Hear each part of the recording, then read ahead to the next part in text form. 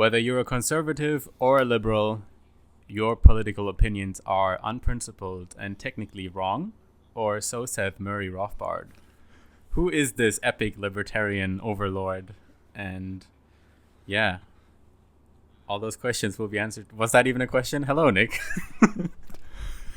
Hello, Phil. Today we're answering the question. What was the question? Who is Murray Rothbard and why is his dong so big?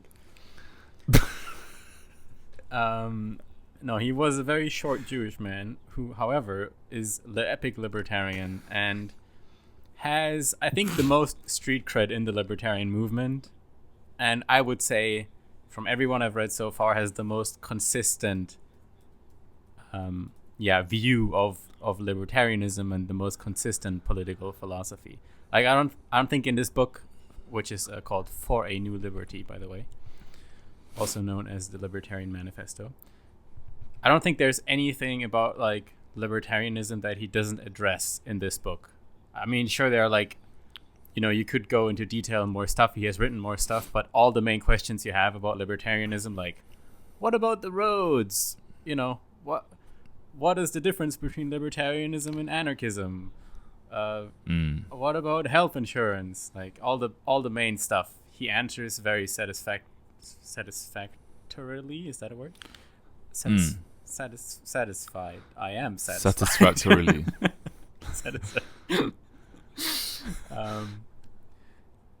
So, I read this book first 3-4 years ago, and it definitely changed my life. Not in a super concrete way, but just in general, in how I think. Changed the trajectory of your thinking. Yes, and probably with that, my current life, I guess, because I chose not to do something that I was gonna, which is not, it sounds like I was gonna kill myself. No, I was gonna go in academia, which, according to Ayn Rand, is the same thing as killing yourself. Fair enough. So, all right. Also, the relationship between Rand and Rothbard, we will maybe talk a little bit about. This episode, we will be reading the first 3 chapters of his book, which include a kind of brief history of libertarianism, chapter on property and exchange, which includes definitions of the non-aggression principle and the natural rights axioms, which libertarianism is based on. We'll deal with some of how these theories how these theories pan out in practice, before going to talk about the state and the state's role in society. I'm excited. Let's go. So Nick, this was your first time reading, right? This is my first time reading any Rothbard. Right. I don't think I'd read any of his stuff before. Well, we've read a little bit of that that little thing on central banking, but not on the podcast. Yes, no, that's true actually, for sure. I mean, I've been obviously very, I think, through you and through discussions with you, introduced to a lot of the ideas in this book. And so I definitely wasn't coming in cold. I think for anyone that is coming in cold to this book, there's kind of probably a lot more to kind of like really sit down and think about. And if you come into reading it hostilely, with like a hostile attitude, I think you might end up kind of wasting your time. It's definitely it's very, very provocative, and but it's very simply written as well, and I think the argumentation is really good. It was also written like about 50 years ago now. So it was written in 1973. So it's kind of I think it's kind of in one of the in a place where it's, a lot of the, well, we're basically in a very fortunate position, I think, because we can read this book and we can think, how do these ideas, how have they actually panned out since these words were written? There are many studies that are used from the time to kind of justify certain explanations for things, which we could read and go into, but and critique. But I think it's also kind of good to see how things have panned out and wonder and question whether, if things had gone more in a libertarian direction, how the world might be different today. So yeah, I really enjoyed. We're reading the first half of the book today. It's not a super long book, but it's very, very dense, and I can easily see this episode. I mean, this recording might end up being split into two. We'll see how it goes, but yeah.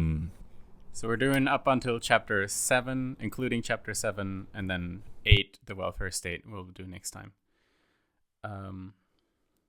Okay. Let's jump right into it. This was including the welfare state this time, no? Oh, we're including the welfare state. That was your text to me. Oh, well, I fucked up. I didn't read that on it. I read up to the welfare state yesterday, and I was like, and it was already quite late, and I was like, sorry. It's quite late, and this chapter's it's at least 30 pages, and I want to give it my time.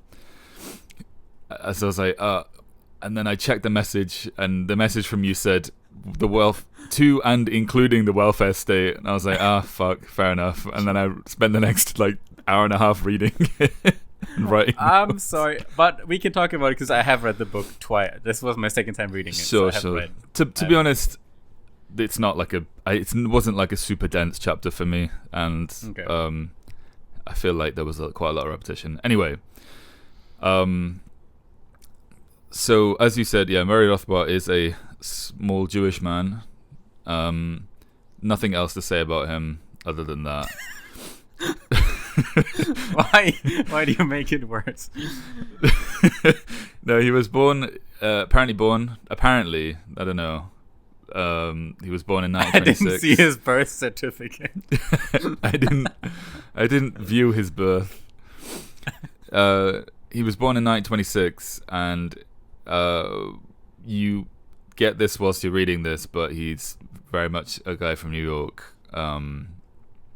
And a lot of the examples he uses are about New York, and probably if he wasn't born in New York, he might not have ended up with the same perspective. If he wasn't born in a place with such intense economic activity, in a place that's changed so much, especially throughout the 70s, 60s and 70s, and where you can see the effects of certain, state policies and stuff like that. I think he's also infamously known for never having a car and always just going on the New York subway to work, which obviously he's also critical of. Was he really just walking here? Yes, he was. I'm walking here. I think that's true. I've heard that. Someone said that. My dad told me. Never mind. Okay. I wanted to just address what my kind of, I would say, goal, or what I'm thinking about as we're talking about this. I think discussions of, and because I've also kind of dipped my feet in a lot of libertarian media over the past couple years. One thing that I've often found is that there is a lot of people take for granted a lot of the fundamental ideas, even the very, very fundamental kind of assumptions about that libertarianism is based on. And I think if we're talking about like one of the central books of libertarianism today, trying to like really, one of the goals for me at least is to try and get to the real bottom of these like quite basic assumptions, like even things as simple as like people are motivated by profit, for example, or like the idea that the profit motive is real, for example, because especially for people that haven't thought about these ideas, there's a lot to kind of just accept otherwise, to just kind of blindly accept otherwise. And in the interest of making this like discussion as kind of open as possible, I think that would be a good way of going about it. Alrighty. So yeah, let's just start at the beginning, I guess, of the book. So he kind of talks about different historical backgrounds here, where libertarianism kind of came from, how it had its relationship with liberalism as well as conservatism. So we will observe, for example, that in America today, the libertarians mostly fit into the more Republican camp. Or maybe even as of this recording, that's not really true that much anymore because of all the tariff and the Israel stuff. But, overall, it's been so that, in America at least, libertarianism has been a more right-wing associated idea. But, really it's not a right or left-wing idea. It's on a kind of different plane. And yeah, he talks about how even the words right and left wing kind of came from the French Revolution because they sat on the left side of the parliament and whatever. Yeah. So, yeah, do we just gonna go quote by quote or? Yeah, I guess so. There's one thing that I wanted to kind of point out at the beginning, and this would not be relevant to anyone that's listened to our Hayek episode, which was years ago now, but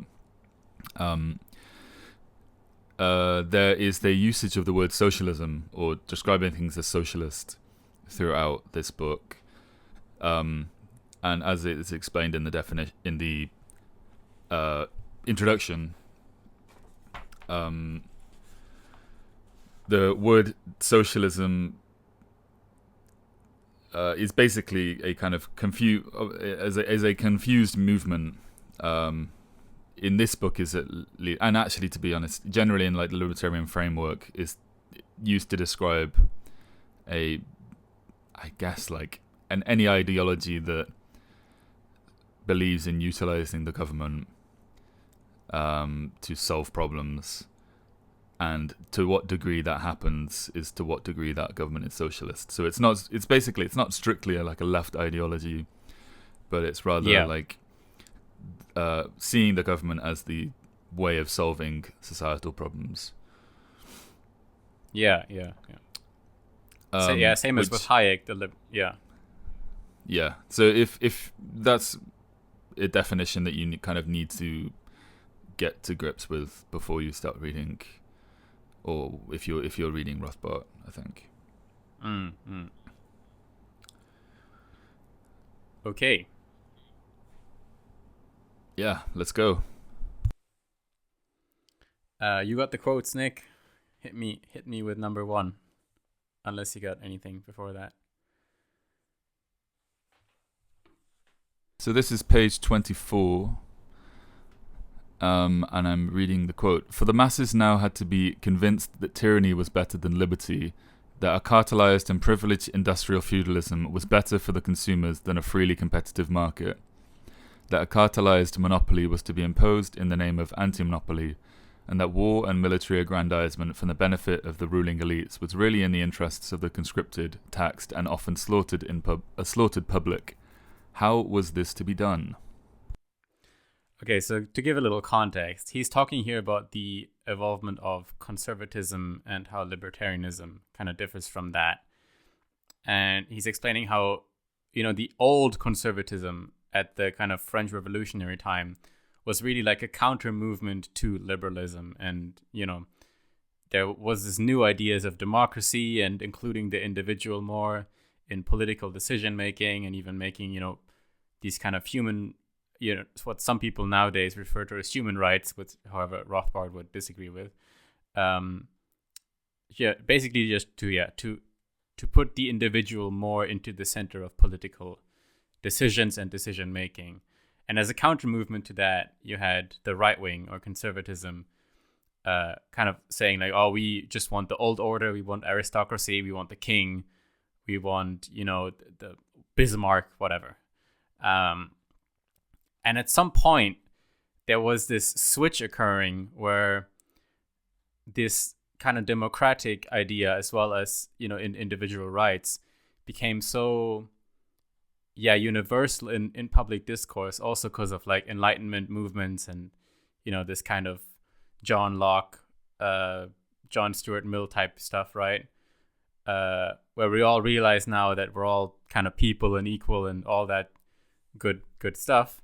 So conservatism had to adapt, and what it did is what was just described in that quote. So the conservatives had to make the switch from previously saying we're actually against the individual being involved in political decision making, we're against democracy, we're against individual rights, you should just have the king handle all that, or the aristocracy or whatever. Switch that to, no, actually we, the right wing, we the conservatives, we're actually the friend of the people all along. And also we're for industrialism, and we're for modernization, and we're for democracy. And really, if you're for that, you should vote conservative. So that was kind of, I feel like a central point in history where libertarianism, which started out more on the left, right, which was more of a humanitarian, also like a revolutionary idea, right? Fuck the king, fuck you, fuck your authority, kind of idea. Yeah. Now all of a sudden, conservatism also at least claimed to incorporate that, and this is when the political landscape became kind of tricky, I think.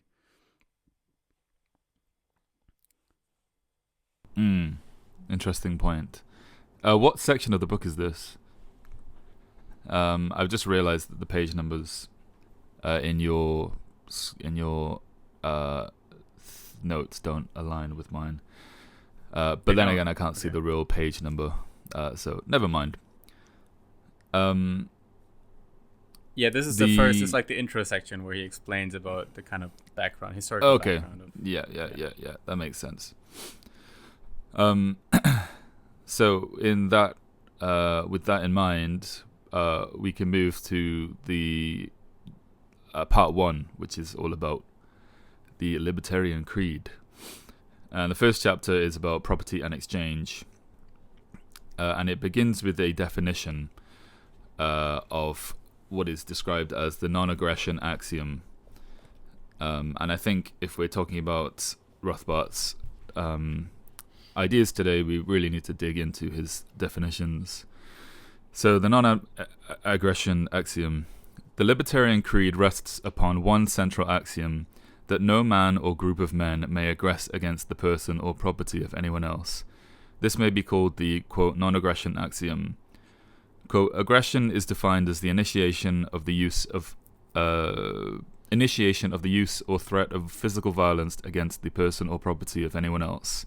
Aggression is therefore synonymous with invasion. This is the most probably fundamental point within libertarianism, and I mean it's kind of I feel like at this point we've dealt with the non-aggression principle, and we've kind of embodied this in our thinking to the point where it's not really something that we think about much, but I think I want to kind of get into why this is the right axiom to hold. And I also want throughout this discussion to like think about like what are the kind of axioms that are underpinning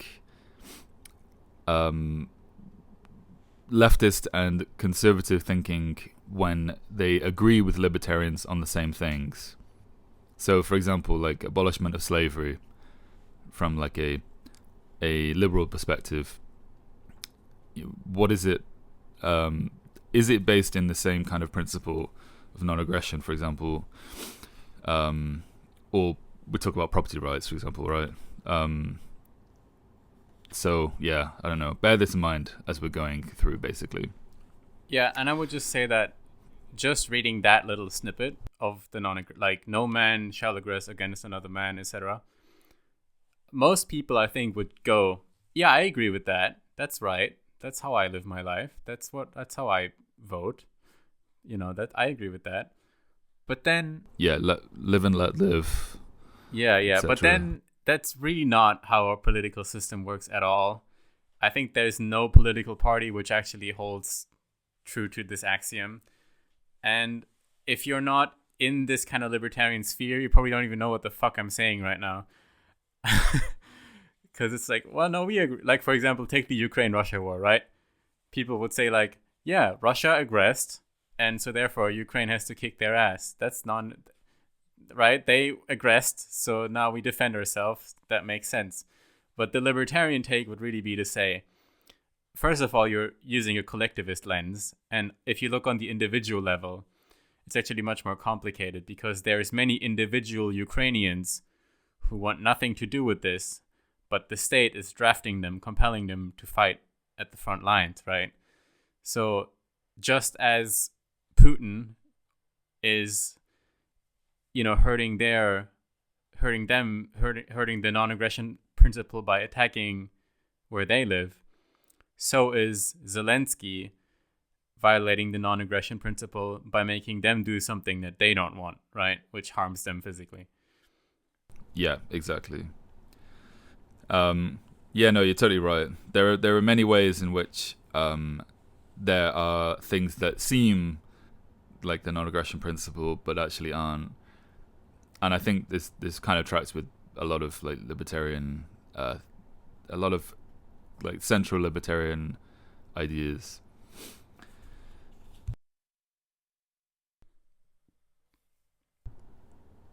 Another kind of central thing, well, this is hand in hand to what we're talking about here. In contrast to all other thinkers, left, right, or in between, the libertarian refuses to give the state the moral sanction to commit actions that almost everyone agrees would be immoral, illegal, and criminal if committed by any person or group in society. Another kind of central part of this is that, yeah, there are no kind of special moral. There's nothing specially moral.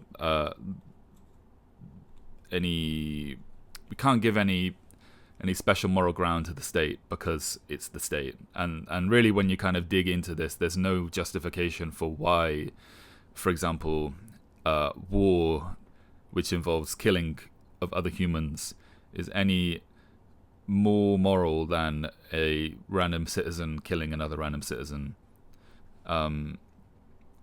Yet, in many cases, these things are often kind of, the state is often considered a kind of different beast that can't be morally culpable. Or, for example, soldiers who are, often coerced or sometimes employed by the state to fight are somehow morally free in killing others, and which obviously makes no sense. And to be honest, it's probably one of the reasons why people have, I mean, I don't know, maybe it's a difficult thing to really say, but things like PTSD, or just generally the guilt of war and those kind of negative feelings associated with soldiers. Many people talk about coming back from war and being told that they're a hero, but not feeling like a hero at all. And it's like, yeah, maybe you shouldn't feel like a hero because you actually just went over there to kill people and to dominate another group of people. So yeah, maybe you shouldn't feel good about that, and maybe you feeling bad about that is the correct response, the correct human response that you kind of intuitively understand. Yeah. Mm-hmm. Yeah, and then I think the same reflects also in the discussion about taxation.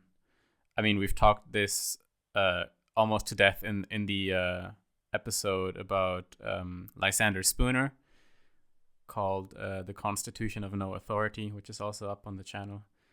But yeah, Rothbard here would also say that,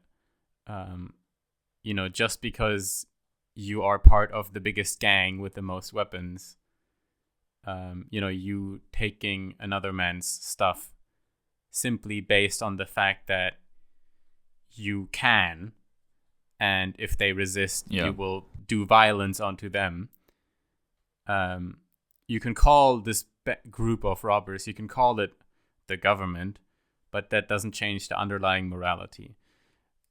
And yeah, exactly. Yeah, I think this is also where kind of conservatism comes in again, because conservatives use this when it's convenient, and then completely disregard this when it's not convenient. But I think this is like an old Ben Shapiro talking point, which I don't know if you would still use it today, considering that he needs a lot of taxes to support his war. But the idea is you're in a room with three people, and two of you decide that they're gonna take 50% of the third guy's stuff. And it doesn't have to be violent, because we can just say, we don't have to beat him up. We can just say, do it or else. And you take this guy's stuff, and most people would agree that that's still robbery, right? Even if you don't actually beat him up, you're threatening to beat him up. So that's just plain robbery and wrong. And then the idea is, you make the room bigger. What if it's 10 people? What if it's 1,000 people? And for some reason, when we get to some magical, it's not even really a number, right? But at some size, we just call this big group that decides to take from the smaller group the government. And then it's good. And in fact, the smaller group is a bunch of selfish assholes if they don't want to pay their tax, right? That's how most people think. That's actually how most people think, which is so nuts to me. It reminds me kind of the discussion of like what a religion is, and I'm not bringing this up to sound edgy, but the difference between cult and religion is often a matter of numbers. In terms of like behavior, I mean, there are definitely differences between cult, like substantial differences between cults and religions, but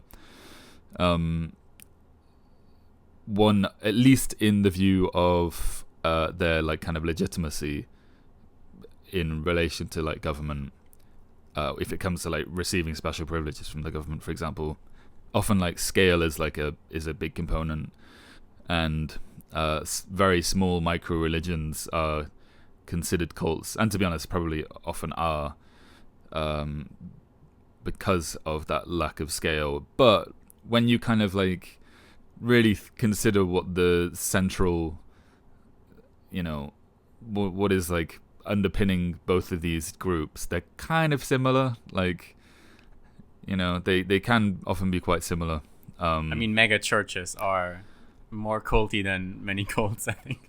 Yeah, I mean, obviously the difference between the difference with a cult normally is that it's like it normally revolves around one kind of charismatic leader, and normally there's like a lot of social coercion within the group to not leave.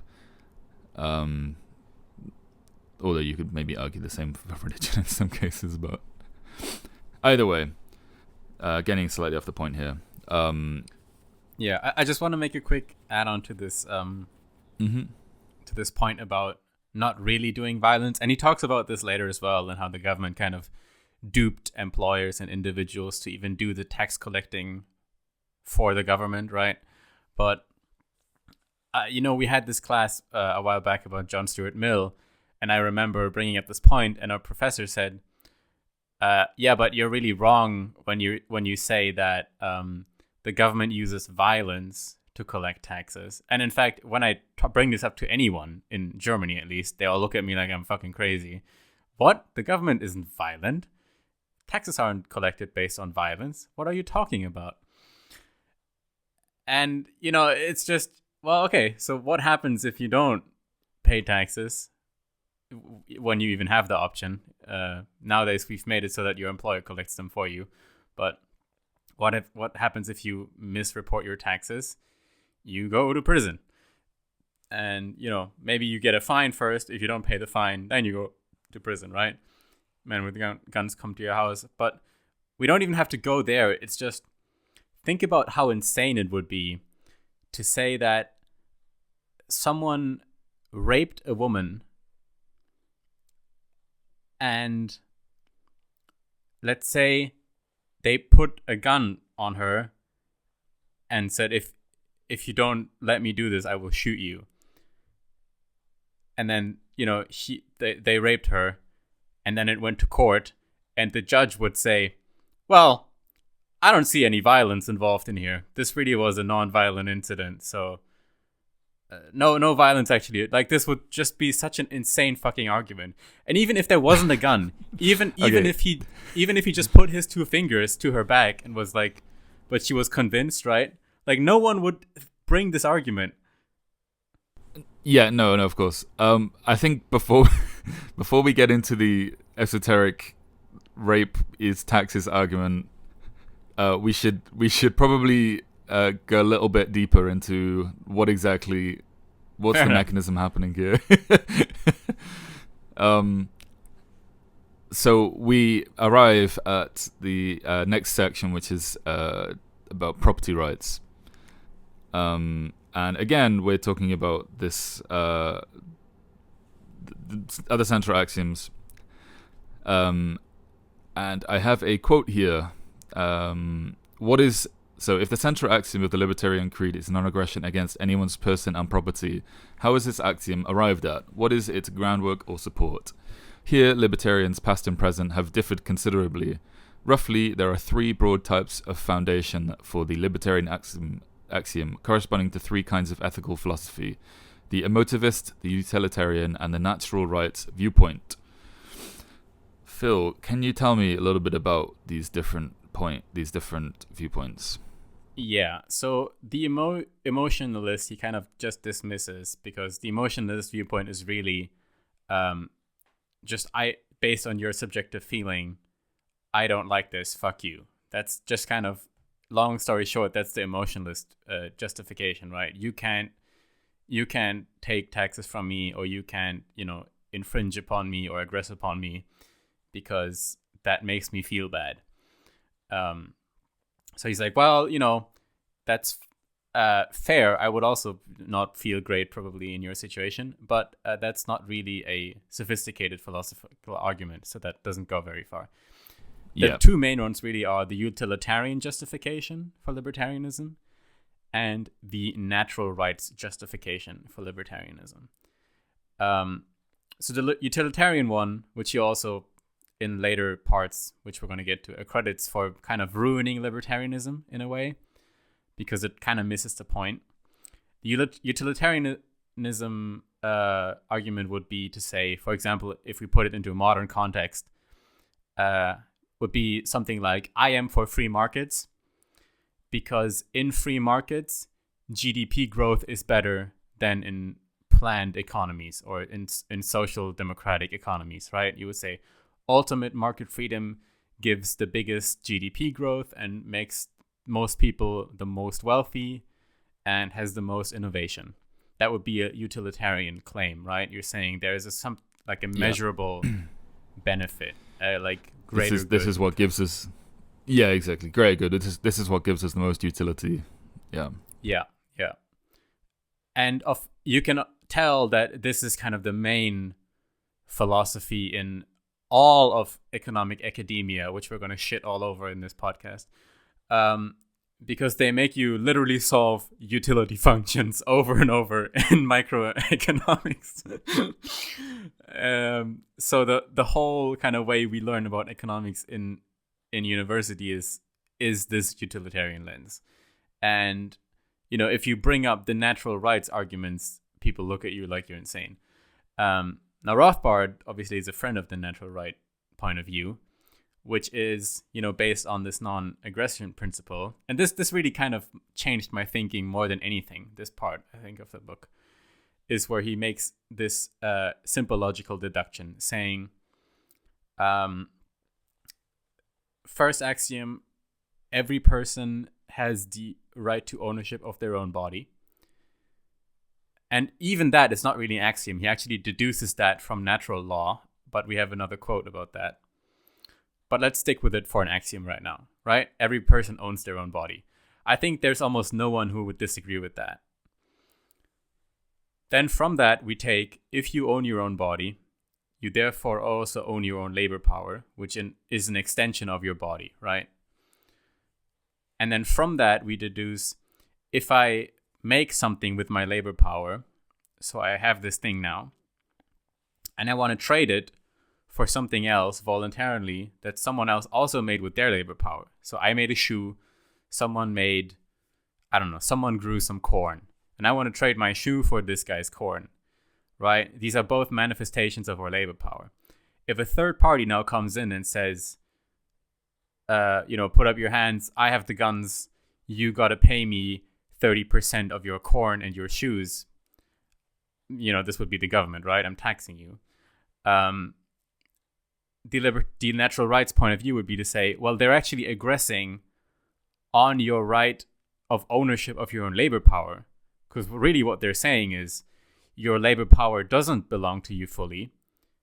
I'm actually entitled as the government to 30% of your labor power. And of course, we have this today with income tax and this kind of shit, right?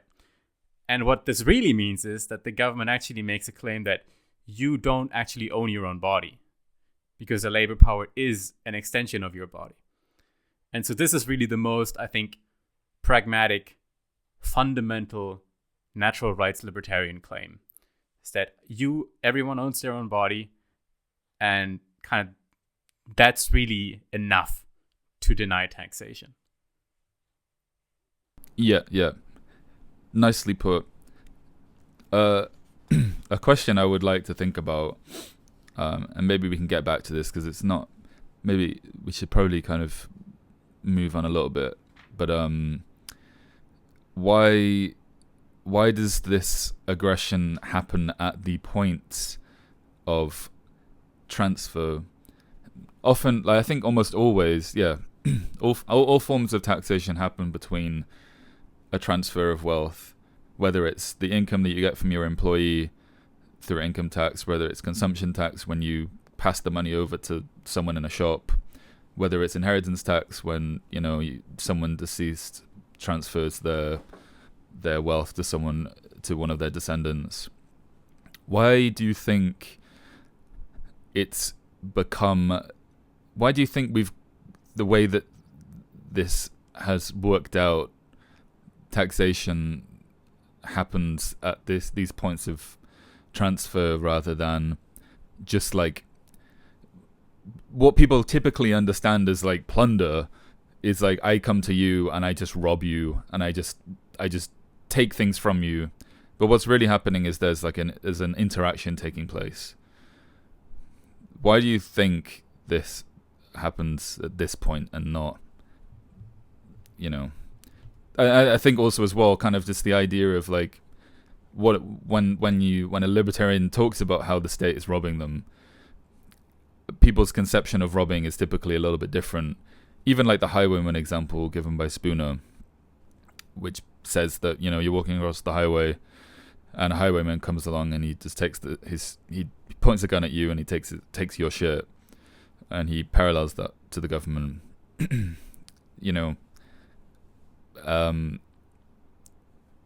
What really happens is it's actually more like the highwayman is snipping at the bills that you hand over to someone else, as you're doing a transaction, right? Right. I think, and he explains this a little bit later as well, but I think the reason why we have taxation at certain points, for example, when you buy something in a store, etc., really is just convenience from the government's point of view, right? The government has kind of optimized this system of plundering you without giving you a big part is without even giving you the choice to not pay it, because they know that, like, let's say that all your taxes you actually had to pay every month to the government. Like, there wasn't any consumption tax, there wasn't any income tax. Every month you just had to wire the government a certain amount of money. What would happen in reality, of course, is that a lot of people actually wouldn't do this.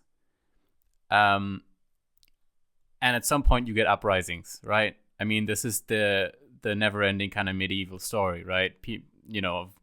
Feudal lords taxing the people and the people being like, wait a minute, this is my shit.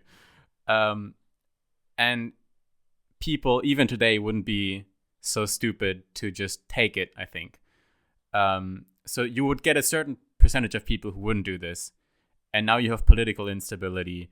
And if you're unlucky and you can't quash it, then these people would actually become the majority and overthrow your power position. That's one aspect. The other aspect is that collecting taxes is actually quite costly, right? Like, let's say we have this wiring system where you wire the government money every month that you owed. You would actually need to employ a lot of people in the government bureaucracy, to, like the IRS basically, to make sure that everyone is actually paying what they quote unquote should. So you have to pay these tax collectors, right? So they kind of figured out a system where you outsource the cost of tax collecting on the victims of the tax collecting, right? It's like you have to, or like, let's say with the classic income tax example, the employer is responsible for paying the tax, right, of the employee. You get your money taken out of your paycheck before it even gets to you, and your employer is responsible for getting the correct money to the government, right? And if the employer doesn't do this, he's gonna be a criminal. So it's really just the most convenient way for the government. Yeah, absolutely. But in terms of like the actual, well, yeah, I think so. What you're saying about, medieval plundering, leading to the, and how, we'll talk about the technology as we go in, technology of taxation, because I think that's also like really, really important part of this. But yeah, I think there's something about as well, like the use of money is an expression of wealth. That's definitely part of it. It's not as if those who are wealthy are not using as much money. It's quite the opposite. So if we're just talking about, for example, if you're employing someone, if you're just purchasing things generally, you're going to be purchasing more expensive things.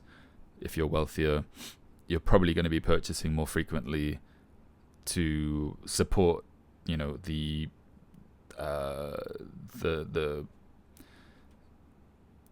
your kind of lifestyle or whatever kind of business you might be operating, or the family that you're supporting.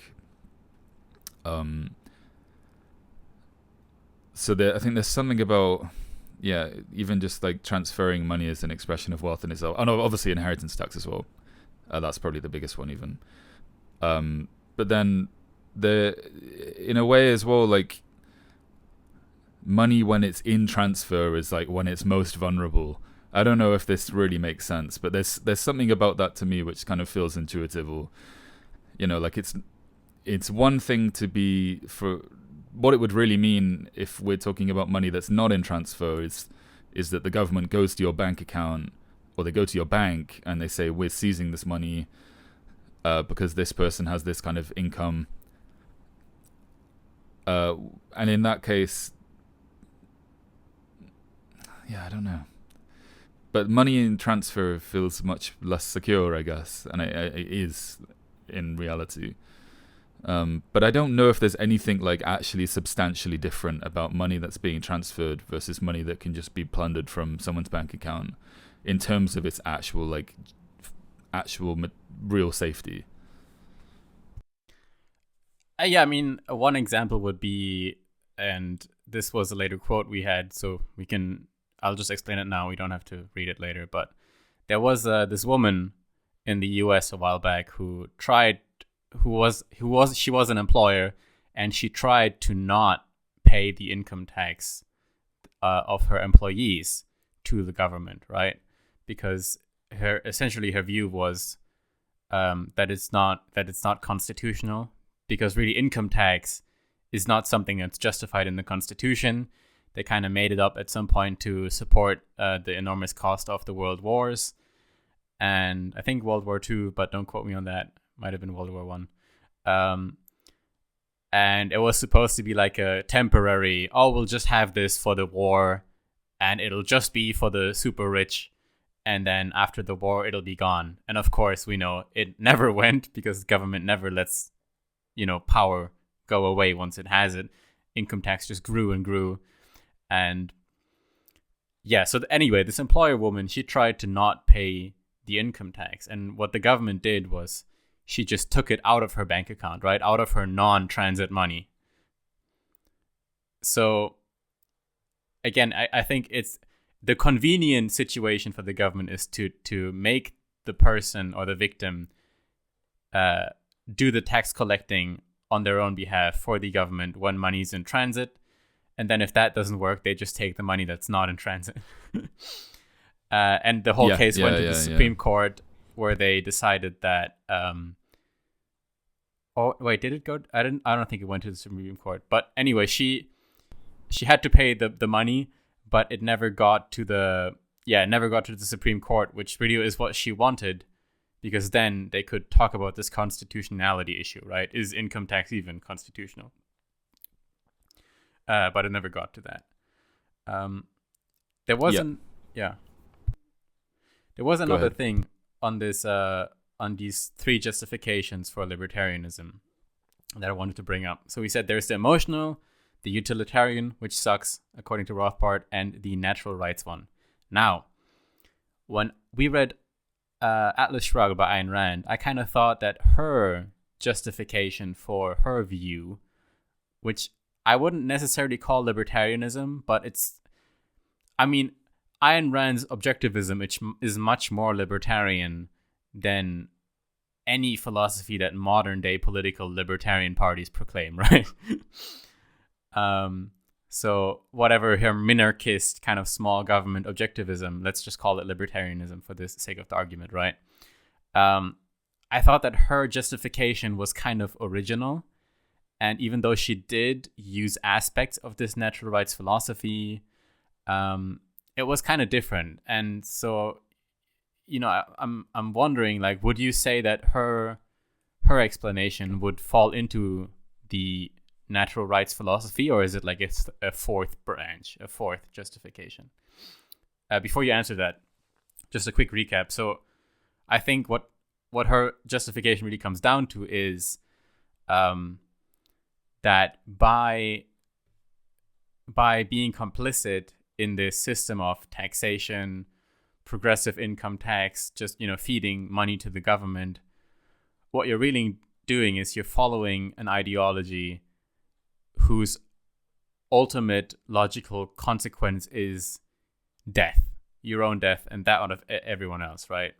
Because it's really a system that punishes the productivity and innovation, which creates and upholds human life, which it creates economic growth, which keeps people fed. And you're really, you're glorifying the tax collector, the person that doesn't produce. And you're saying, based on his need, because he doesn't produce, we ought to shovel money from the producing to the non-producing. And the logical extension, the logical consequence of that is just death. Everyone starves, right? If you just do that to its logical extent. So is that a natural rights reasoning, or what is that? That's a good point. There's something about And I did find myself thinking about Rand. I mean, obviously, I found myself thinking about Rand when I was reading this, but thinking about that point of producer versus parasite, and what the kind of implications generally for like your worldview, depending on which side you support.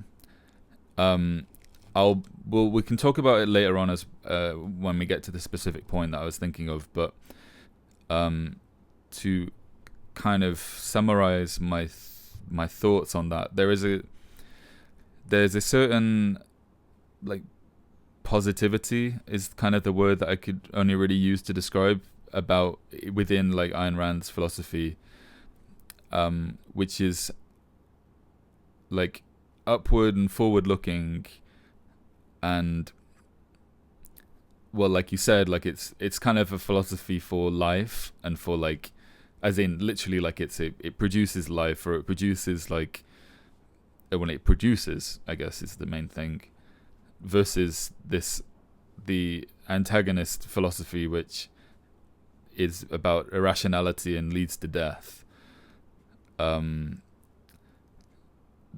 So there is something in reading this which produce the same kind of feelings of like, this is about looking at something that seems impossible, but then finding out actually that it's not impossible. So the example that was about the TV channels, this is such a benign point now, but apparently was like a big political discussion back in the day. One of the arguments against privatizing TV channels, which were originally nationalized in America back in the day, was that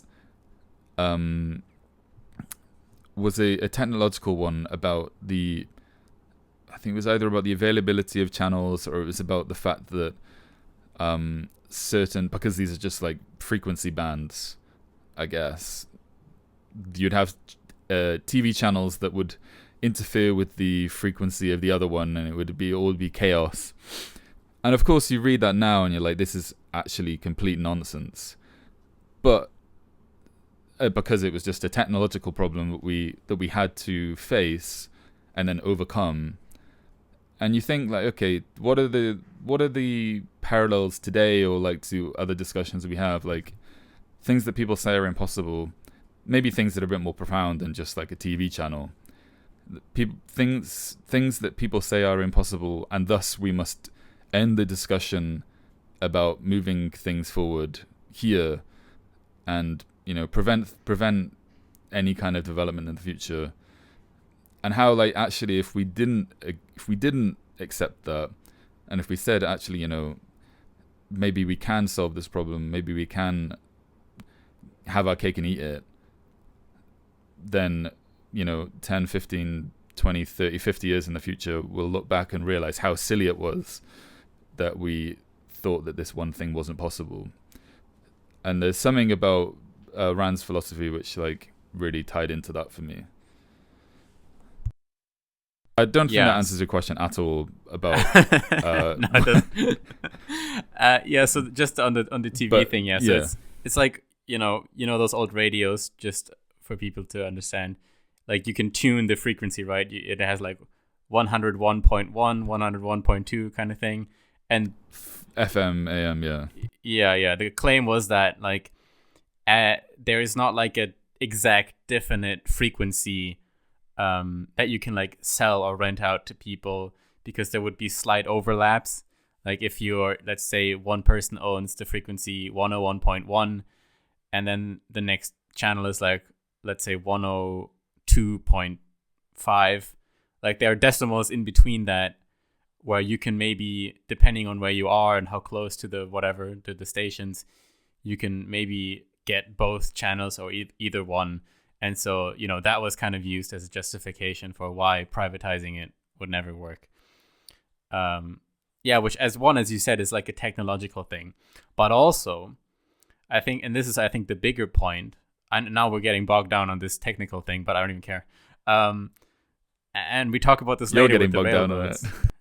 We're talking about this later as well with the railroads and the TV tower and the phone towers. But that's That's like hours away. So I'm just gonna mention that now. We're several miles away from this conversation. The big realization really is that free markets have to accommodate the consumer. You have to make a product that is easy to use and uncomplicated and like just accommodates the consumer, right? The use case. And so what you see with kind of with phone companies, the same argument could be against free markets would be to say that, oh, we can't have private phone companies because then you would only have reception. Mobile phone. Yeah, mobile phone. You can only have reception where your phone companies has the phone towers up, right? Like, let's say there's like, well, I don't know even what there is that people, T-Mobile and I only know Japanese phone companies, Docomo. But the point is that we can see today that these companies actually share all of this infrastructure. Right. The reasoning is when you subscribe to T-Mobile, actually you get 3G and not 3G. You get 3, and you get. I'm using the UK ones because that's all I know, all the Japanese ones, but. Yeah, you get access to most of them, if not all of them, because it's in their interest to do so. Yeah.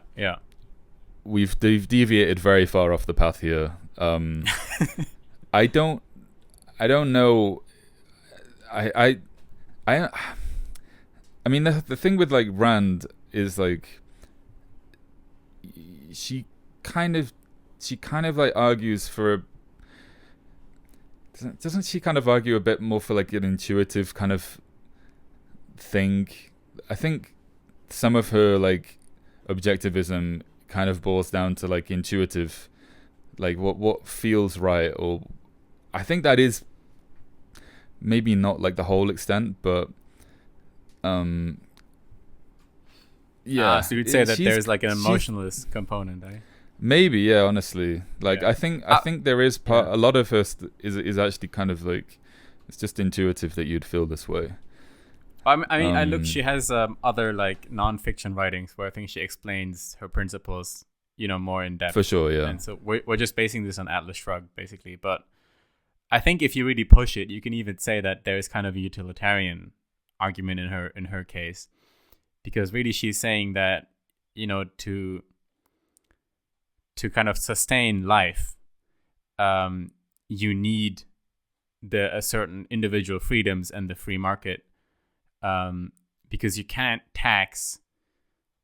Like, you can only tax people so much until the producing people are so few and the people who live off the taxes are so many that it just doesn't work anymore, and that people who are being taxed either run away like an Atlas Shrugged, or they just refuse to work anymore. And then you just have everyone who's not producing, and then we just die. So it almost feels like there's a kind of utilitarian point to that, right? This greater good kind of thing. Where it's like this is just not workable. It's not practical. There is no utility in this. Yeah.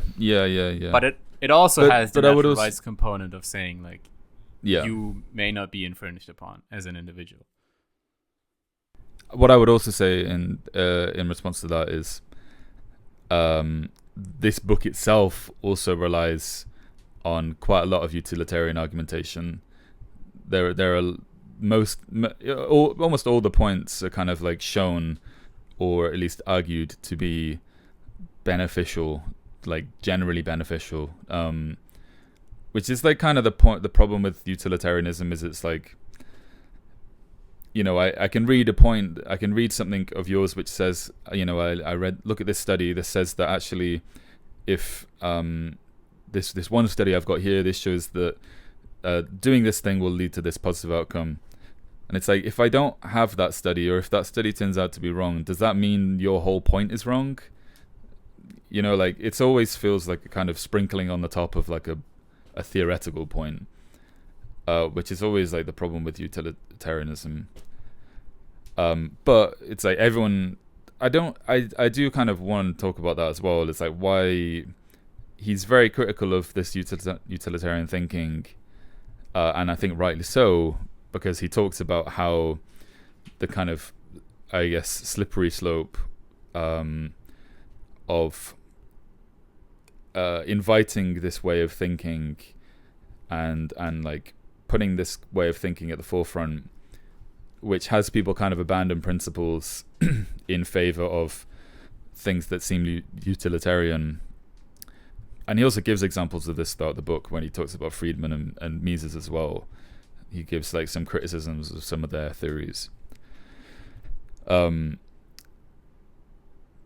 was my point? I have lost my point. That's fine. I guess, yeah. The main thing, I guess, mean, is that... Go on. Sorry.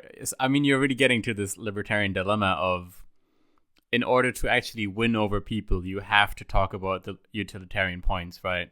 Because if you just bring the natural rights points, which to like the libertarians are paramount and really are the main reasoning, and Rothbard also usually brings those first, right? Whenever he's talking about like, later he's talking about policing and how policing could be privately organized.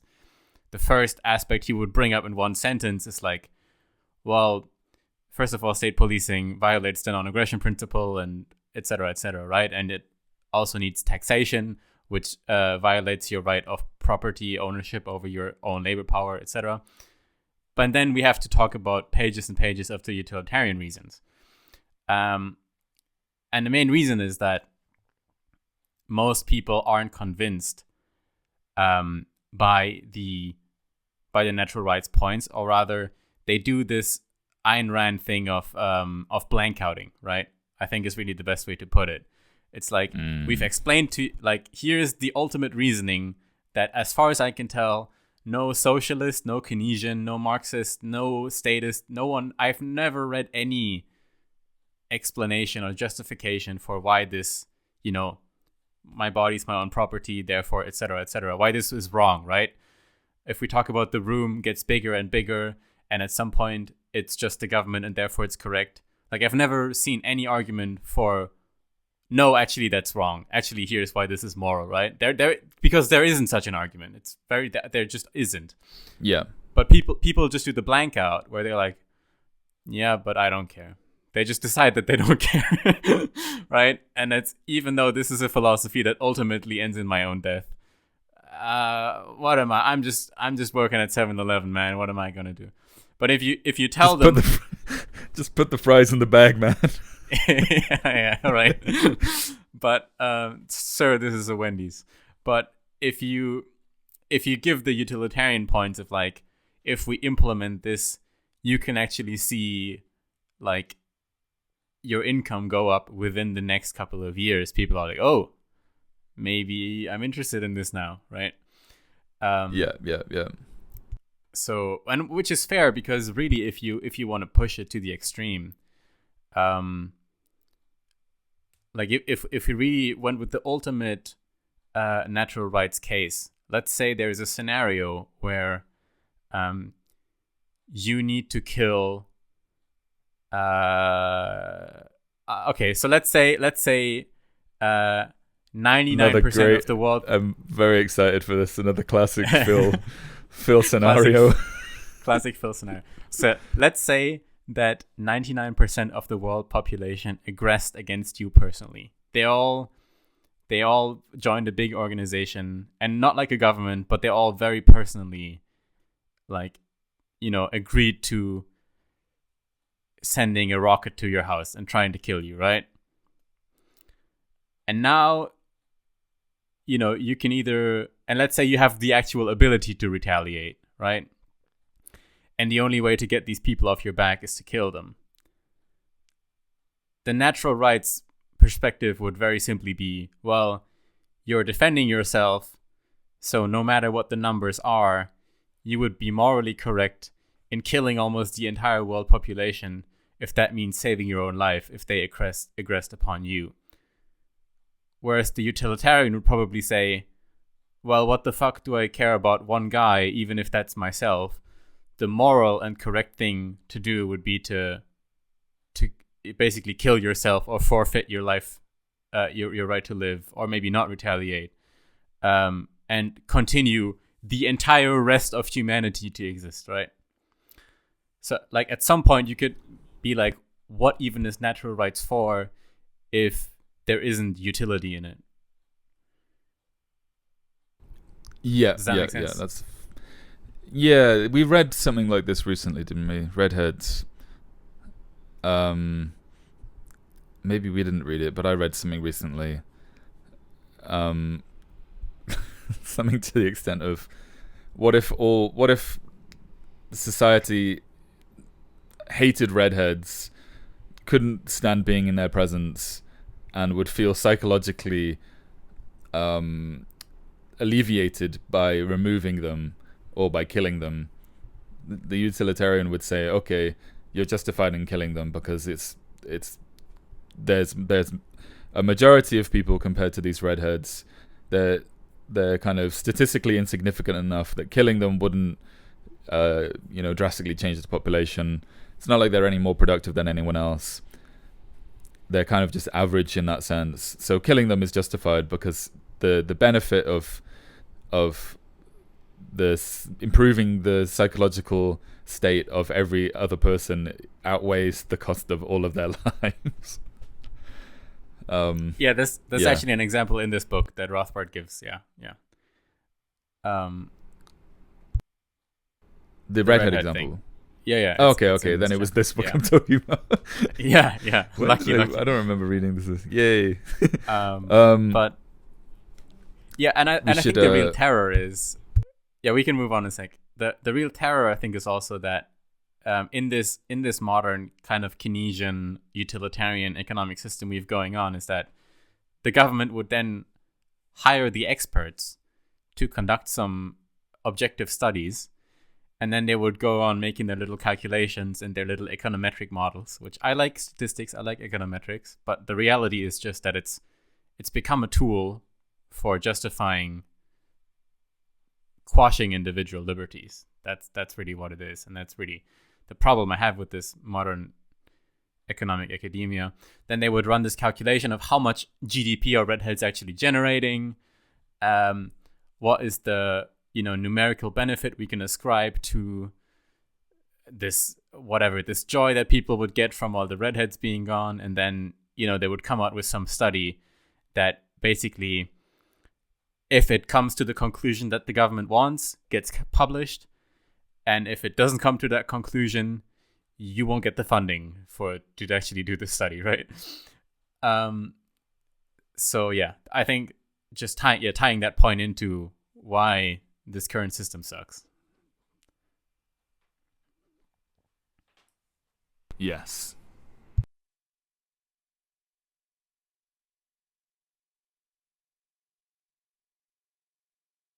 Okay, next quote. Next quote. Specifically, while the behavior of plants and at least the lower animals is determined by their biological nature, or perhaps by their, quote, instincts, the nature of man is such that each individual person must, in order to act, choose his own ends and employ his own means in order to attain them. Possessing no automatic instincts, each man must learn about himself and the world, use his mind to select values, learn about cause and effect, and act purposefully to maintain himself and advance his life. Since men can think, feel, evaluate, and act only as individuals, it becomes vitally necessary for each man's survival and prosperity that he be free to learn, choose, develop his faculties, and act upon his knowledge and values. This is the necessary path of human nature.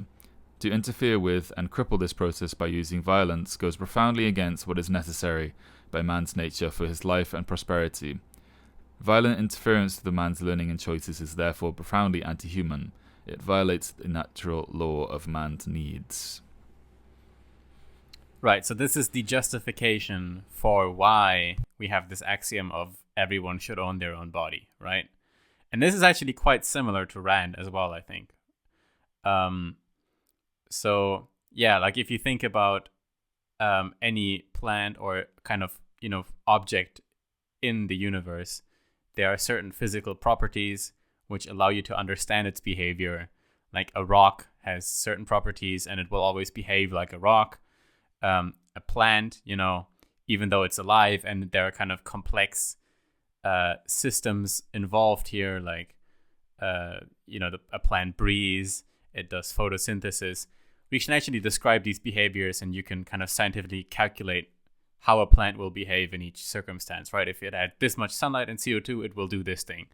But humans are different. What humans will do and how humans will behave is not defined by these kind of physical properties per se, right? How humans will behave and what they will need to do to survive actually depends on their freedom of using their own mental faculties and having ownership of their own body to do what they need to do in their own self-interest. For example, hunt or grow corn. And if you impose on them that actually, going back to the tax thing, you have to give me half your corn, now you're directly infringing on the mechanism by which this human is trying to live, right? And that's how Rothbard derives this axiom of self-ownership from Locke's natural law. And I think this is very similar to Rand.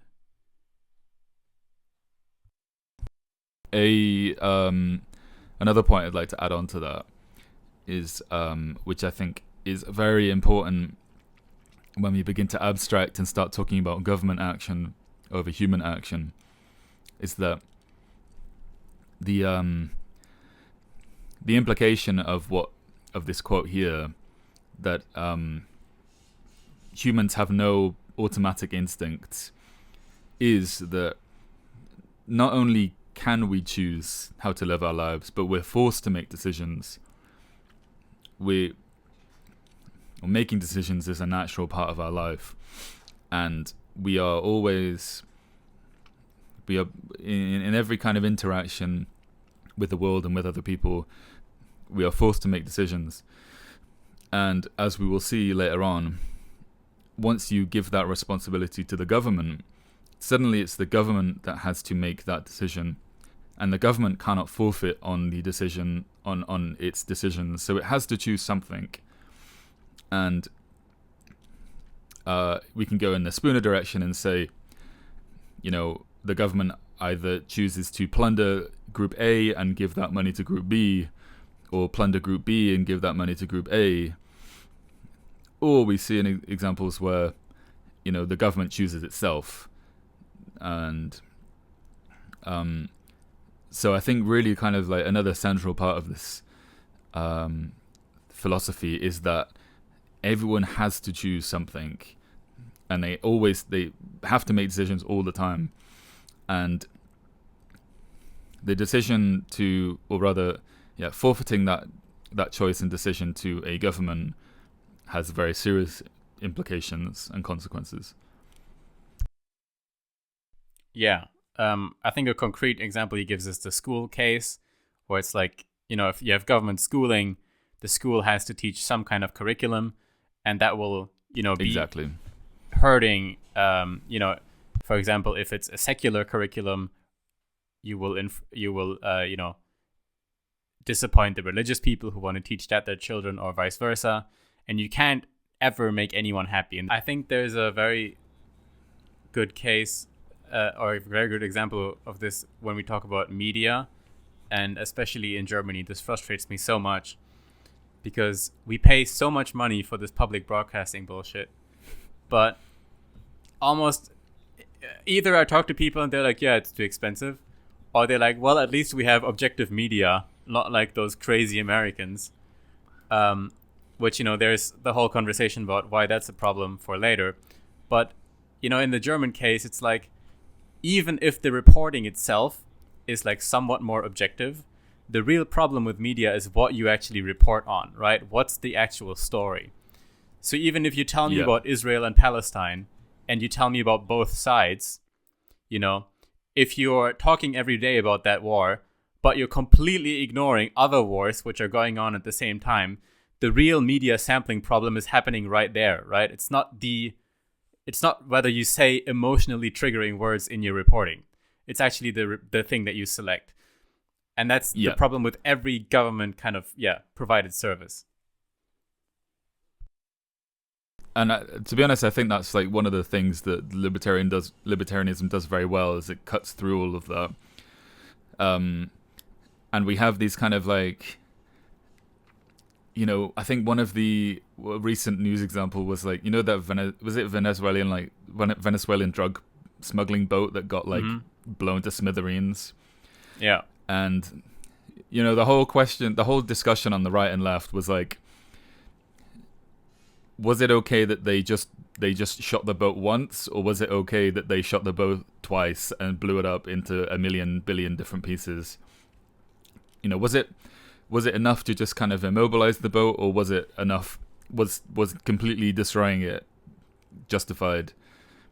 And the libertarian would step back from that whole argument and look at these two idiots fighting and say, hang on a second, why are we just accepting that it's okay that the government space laser of our government can just blow up these like random people who we don't even really know have committed a crime? Like there's not been any trial. We're just like assuming it, and then we're saying, okay, these guys have done this thing, therefore we can just blow them up. So there's this kind of like this thing I really like about like my interactions in the beginning with libertarianism was, it was like, you see like these stupid squabbles like going on. Like, what about like the actual main point? Like, what is the real thing that's like, there is something real, like something like to be really concerned with, rather than just like whether Trump has like said something offensive, or like whether he's like renovating a fucking ballroom. And when you ground your thinking in something solid like natural rights, you can actually explain why something is bad, rather than resorting to emotional arguments. And you get this all the time, and to be honest, with even just like politics in the broadest sense, like what constitutes liberal and conservative, in some ways I think is just kind of arbitrary. And this was something that I noticed a lot in Japan, is like many of the kind of things that we consider liberal in the UK or in America are not necessarily the same things in Japan. So you have these weird distortions which make no sense, where you have the Conservative Party platforming like lowering consumption tax, or you have like one of the further right parties touting like free education. And like really, like a lot of these things are just kind of like arbitrary, and it's not like they're really based on any like fundamental like axioms that you can really explain. And the appeal of libertarianism is, it's like, actually most of this isn't really based in anything, and most of these ideologies have huge inconsistencies, and the only way to be consistent is to ground yourself in natural rights. Yeah, and then we talk about limiting principles. I think it's very useful, right? It's always to ask, what is the limiting principle? And this goes for everything like subsidies, government grants, kind of taxes, whatever. It's like, we agree that you can't tax someone 90% of their income, but if they make enough, you can tax them 60%. Why? What is magical about this number? And the problem is that there is no limiting principle to your argument. It's just whatever number is currently politically feasible. Exactly, yeah.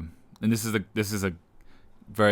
something Dave Smith loves to bring up, the limiting principle. Because like, if it's okay to tax someone 60%, like if we tax them 100%, then we get all the money, right? And then we can use all that money for all these different things. So like, why not? And it's like, at some point you have to admit that taxation is harmful. You have to admit that there's some harm in taxation at some point. Yeah, it's like the tariff thing, right? Exactly, yeah. Exactly, yeah. If tariff makes our country rich, then why don't we tariff every good 100% and we'll be so fucking rich? Ultra tariff. But then, yeah, so it's like, the whole thinking unravels then, and then you realize, okay, taxation means that I'm working for free for 6 months of the year, and then why am I working 6 months of the year for free? What is this based on? And it all kind of comes away. Okay, very good tangent. I think we were talking about Rand's perspective on the three justifications for the non-aggression principle. So I'm okay to move on to the next quote. Yeah, for sure. So this is okay. There were things I wanted to talk about before this next quote. Where am I here? There was some kind of within like the talking about property rights. Rothbard kind of touches on what the transition would look like between going from publicly owned things to perfectly privately owned. It's not really like a central like part, but of this whole book, but he talks about kind of like how we define property, basically. He gives the example of like, you know, if New York becomes the New York state basically transfers all its territory to private entities, and I guess in that situation there would be some kind of like bid, some kind of auction for land. But he talks about how we define like the property titles of things that are produced, and he talks about the idea of a sculptor, which is kind of Marxian almost in a way, really, the way that he talks about like a sculptor breathes as the sculptor breathes life into a sculpture. He also through that exercise of like his mind and through the manipulation of materials creates something that's his. But the whole kind of example rests upon him, and I quote, saying, "Let us waive for the moment the question of original property rights in the clay and the sculptor's tools." Which leads me to like a kind of question about, and this connects to Marx too, is like, what about if a sculpture breathing life into something and creating something is enough to say that it's his?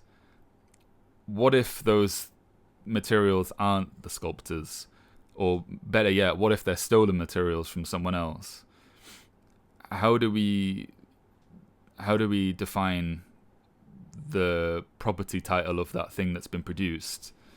Do you have any thoughts on that? Yeah, there's a very good point here about this whole homesteading thing that I want to get into. I think in this specific case, or the points that you brought up, it's not that difficult to diffuse. So if we just take the Marx point, and this is again with the kind of pencil factory example, right? I'm not gonna regurgitate it again here because we talked about it on every podcast, I think. Pencil factory podcast. Yeah, so let's say the sculptor, like his tools and the workshop he works in and the clay itself aren't his, and he's employed by someone. Well, he entered into a contract that, you know, stipulates exactly to what degree the sculpture is his, or, you know, how much he will get paid for this. So I think that's the most straightforward, simple example, because, you know, there's really no ambiguity, I think, at all.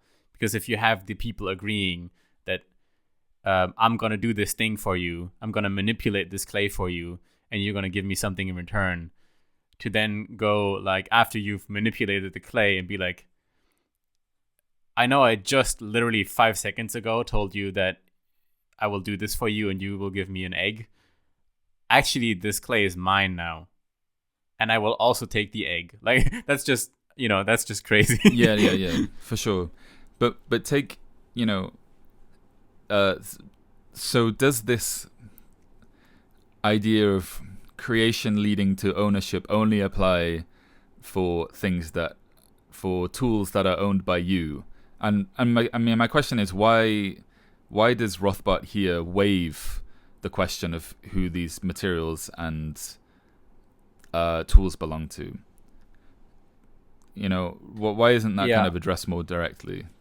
I think it's just kind of implied. Yeah, I think it's just kind of implied. I don't think he actually makes a claim that, you know, the work itself is what transfers the ownership.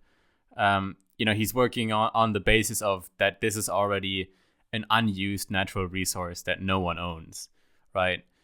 If you steal it from someone, which is essentially what you're doing in the Marxist case, or in this case where you're employed by someone, right? You're essentially stealing it because it's not yours, and then you're claiming it's yours just because you touched it. It's kind of like licking the cookie on the plate, on all the cookies on the plate, and being like, these are all my cookies now. You know? Yeah. I just think in this example, like the way that Rothbard talks about it. So he says, for example, it does feel really like does read a lot like Marx in a way. I mean, it's not obviously, but the sculptor has the right to own the product he has made by his energy and effort, a veritable extension of his own personality. He has placed the stamp of his person upon the raw material by, quote, mixing his labor with the clay, in the phrase of the great property theorist John Locke. And the product transformed by his own energy has become the material embodiment of the sculptor's ideas and vision. You know, there seems to be here, like, he's like very clearly saying that, like, the act of creation, the act of like taking raw materials and interacting with them with your own mind creates something that's yours. But I feel like I don't feel like that can really be. I agree with my personal belief. I agree with what you said earlier about the fact that there's a contract about you creating something. I don't necessarily believe that, like, when you get to the base of it, just mixing your mind with the materials means that something is necessarily yours. Yes. Because why there would be no reason to give that example, waiving the question of who owns the clay and the tools in the beginning. If we're talking about materials that have no ownership, then sure. But then I think even in that case, if I find a rock, I pick up the rock is mine. I don't need to perform any creativity on the rock in order for it to be mine. You know, if we're talking about things that don't belong to anyone, right? So I don't really understand why. It. Yeah. Yeah. So to go into the rock thing, but also just one little side point on the clay example. I think with that you could even say that the creation of this sculpture, right, which takes certain mind, effort, work, that the procuring of the workshop, procuring of the tools, procuring of the environment, which makes it possible for the sculpture to make the thing, is just as much an act of labor, an act of work on the employer's part as is the sculptor's making the sculpture, right? So they're actually both engaged in this creative, or we could call it productive process, right? I think creative is kind of misleading because you think the sculpture is only the creative one. But really, what makes it possible for the sculpture to be produced is the labor of the employer and the employee. And the degree to which the sculpture or the yield in money belongs to each will be decided in a voluntary contract. Now, but you're really getting into the true point when you talk about the rock thing. And I think in this way, the homesteading thing is really the weakest link in the entire philosophy that Rothbard presents. I totally agree with that. I think it's the weakest link in the entire book. Not necessarily because it's wrong, but just because it's the way it's explained in the book here is not definite enough to convince you of like all the scenarios you could think up, right? So I think the even stronger case than the rock is land itself, right? So he kind of says like land is Like if you American expansion, all that, if you put a fence around some land and now it's your ranch and you have cows there and you build a home, this was unused land, unowned land, and now it's your land, right? Because you're working this land, you're making it into a field, whatever. But the reality is, of course, that it's not really, you can't really define, again, with the limiting principle problem, if you make your fence like a little bit bigger and you're not actually planting seeds on every square meterage of that land, it's still in your fence. Like, so what stops you from just putting a fence around half of Arizona if it was unknown, right? And now you're like, I'm the king of Arizona. Yeah. And someone comes along and they look under the fence itself and they're like, oh, you're not planting seeds directly underneath the fence, therefore the fence is mine. Yeah. This is a big problem, I think. Yeah. I'm glad you thought this too, because it does seem very naive to just be like, doing something on the land means that it's yours.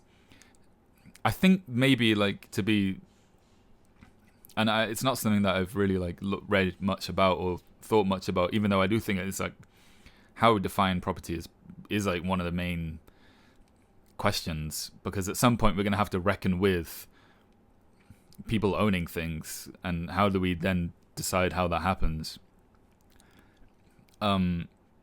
I think to be kind of charitable here, maybe Rothbard's idea here is that, land that you are able to utilize is land that is of a scale that you can personally manage. Whereas, you can't, you can border off the whole of Arizona if you want, but doesn't mean that someone's not going to destroy your thing and then take it. The homesteader, even just like using the idea of homesteading is not really very useful, because technology has developed to such an extent that, I mean, for even just like, and also our legal understanding has changed, and our way of like enforcing the law has changed to the extent that you can take someone to court very, very easily for building some random shit on your property. It's like one of the easiest things you could possibly ever do, no matter how big your property is. So it does feel kind of out of place here.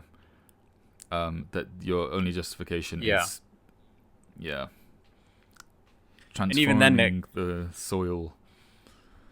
That gets kind of tricky also when you think about companies, because now, a farming company owning land is clearly above what an individual can manage. And, now we're really approaching this kind of infinite, like technically you could say, well, we're going to have new employees, so we're going to hire more people so we can manage all of this land. And then, it's tricky exactly. with when you talk about shit like the oceans, like how would you... So I think there are many specific points to be discussed here. I'm not sure if Rothbard has anywhere a super like clear definition on this. I kind of skipped over this, being like, okay, this is clearly not super well explained, but I think he just wanted to move on in the book because he can't spend the entire book on talking about this minor side point. And it's not even that minor. It's kind of a big deal. I think it is big, but I mean, maybe, maybe it actually might. Maybe it's kind of similar to this radio channel thing, where it's like, in the 1970s, it's very difficult to envision the idea that you could have separate TV channels without them infringing on each other, because the technology wasn't developed enough. And sure enough, back then, like, they didn't have the ways of recording, like geolocation and really minutely kind of demarcating points on maps that we have today. And, if we're talking about things like the ocean, even, I mean, we could calculate, you own this piece of land to the very core of the earth. How that would, narrow down. We could theoretically do that today. So maybe it's not maybe it's a matter of technology that's like limiting this. And I also think that if you really get into like a weed kind of, whoa, what's going on, man, kind of way of thinking about this, we end up at Max Stirner again, who proclaims just like, if you can, it's yours, basically, right? Especially with the frequency stuff. Let's say, for example, that at the time you're the only person who figured out how to send these frequencies. Well, now you own all the frequencies, right? And now let's say other people start figuring out how to send radio signals and stuff on these frequencies, but your towers are just stronger and you dominate the frequencies. Well, now you effectively own all of them forever, right? And I guess that's kind of how original land ownership came to be as well. I guess one point would also be to say that it's not actually super relevant how the original ownership came to be, because at this point it's all kind of owned, except for maybe like some super crazy places in like Antarctica. But really, there again, the point is that the land is so unusable that no one actually wants to really own it. So yeah, it's interesting, and this needs to be kind of figured out for the sake of completion, I think. But it's not super relevant to like developing a modern. I guess it's not super relevant to immediately in the like 21st century to justify your property rights, I guess. Yeah, I think what you said about the fact is today all property is owned. Obviously, we'll have to revisit this when we get to Mars eventually someday, but we probably have a little bit of time to worry about that. Alrighty. Okay. So we also we have a distinction on society versus individual, which is a central component to not only, well, to any kind of, I think, free market minded person, political philosophy. So Rothbard begins by talking, well, we can kind of just treat this as a definition and probably move on and maybe have a little bit of conversation about it, but he says here, the individualist holds that only individuals exist, think, feel, choose, and act, and that, quote, society is not a living entity, but simply a label for a set of interacting individuals. Treating society as a thing that chooses and acts then serves to obscure the real forces at work. You may have heard the Margaret Thatcher quote, which I can't remember word for word, but basically says society doesn't exist. And Jordan Peterson has had a go at this as well, saying you take society and you block it off into all its different subsets and subcultures and subgroups, and you keep doing that. You keep dividing, and eventually you end up with the individual. And the fallacy or the problem that we often find brought up on collectivist political philosophies is that we need to do things for the benefit of humanity or for the benefit of society, for the benefit of all, which is often used to justify infringements on either smaller groups within society or individuals themselves. And what Rothbard is saying here, and I think this is very true, is that we need to begin with the right root. We need to identify the correct root of all of this behavior, which are individuals, and not draw the cart before the horse, basically. Again, it works with things like the nations, the nation, nationality, and we must think about and not let the term society or nation obscure the individuals that are responsible for certain things that are done on behalf of those groups. So, you could say that we could talk about, like we talked about the Russia-Ukraine example earlier. Did Russia aggress against Ukraine, or was it a group of soldiers employed by the Russian government under the instruction of Putin and other military leaders? It wasn't just some random guy that works in a kebab shop in Poland, not in Poland, fucking Moscow, right? He was obviously not consulted on the decision, so to hold him accountable would make no sense. Similarly, holding Dostoevsky accountable, or like Russian opera accountable, and then not showing them in theaters for whatever reason is equally stupid, because not only would Dostoevsky probably abhor what's happening in Russia and Ukraine, but he is also dead, and therefore you end up with these like really retarded like conclusions where it's like people as a kind of somewhat protest, like, don't put Dostoevsky in bookshelves because Russia's aggressing against Ukraine. I'm really glad that you said that the deeper you dig into this, the more retarded the conversation becomes.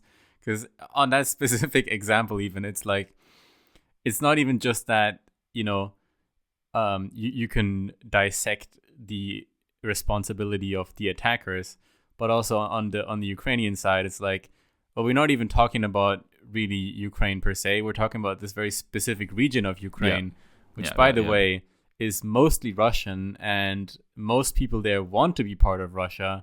But now we're also making other Ukrainians on the other side of the country to compel them to fight against this thing, so that these people who are there are ruled by Kiev instead of Moscow.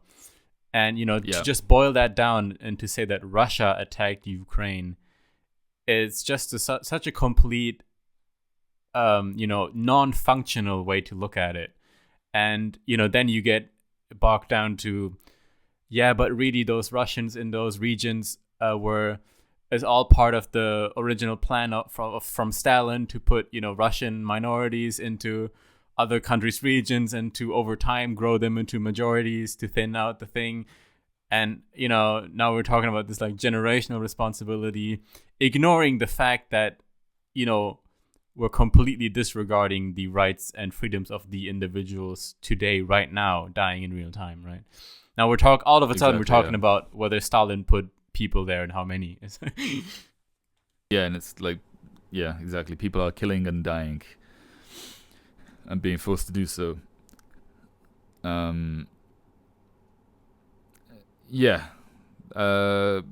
maybe in a broader, more fundamental way, when we talk about societies, we neglect to talk about individuals. And so, what makes a country great and what makes a country awful, what causes a country to succeed in a certain way,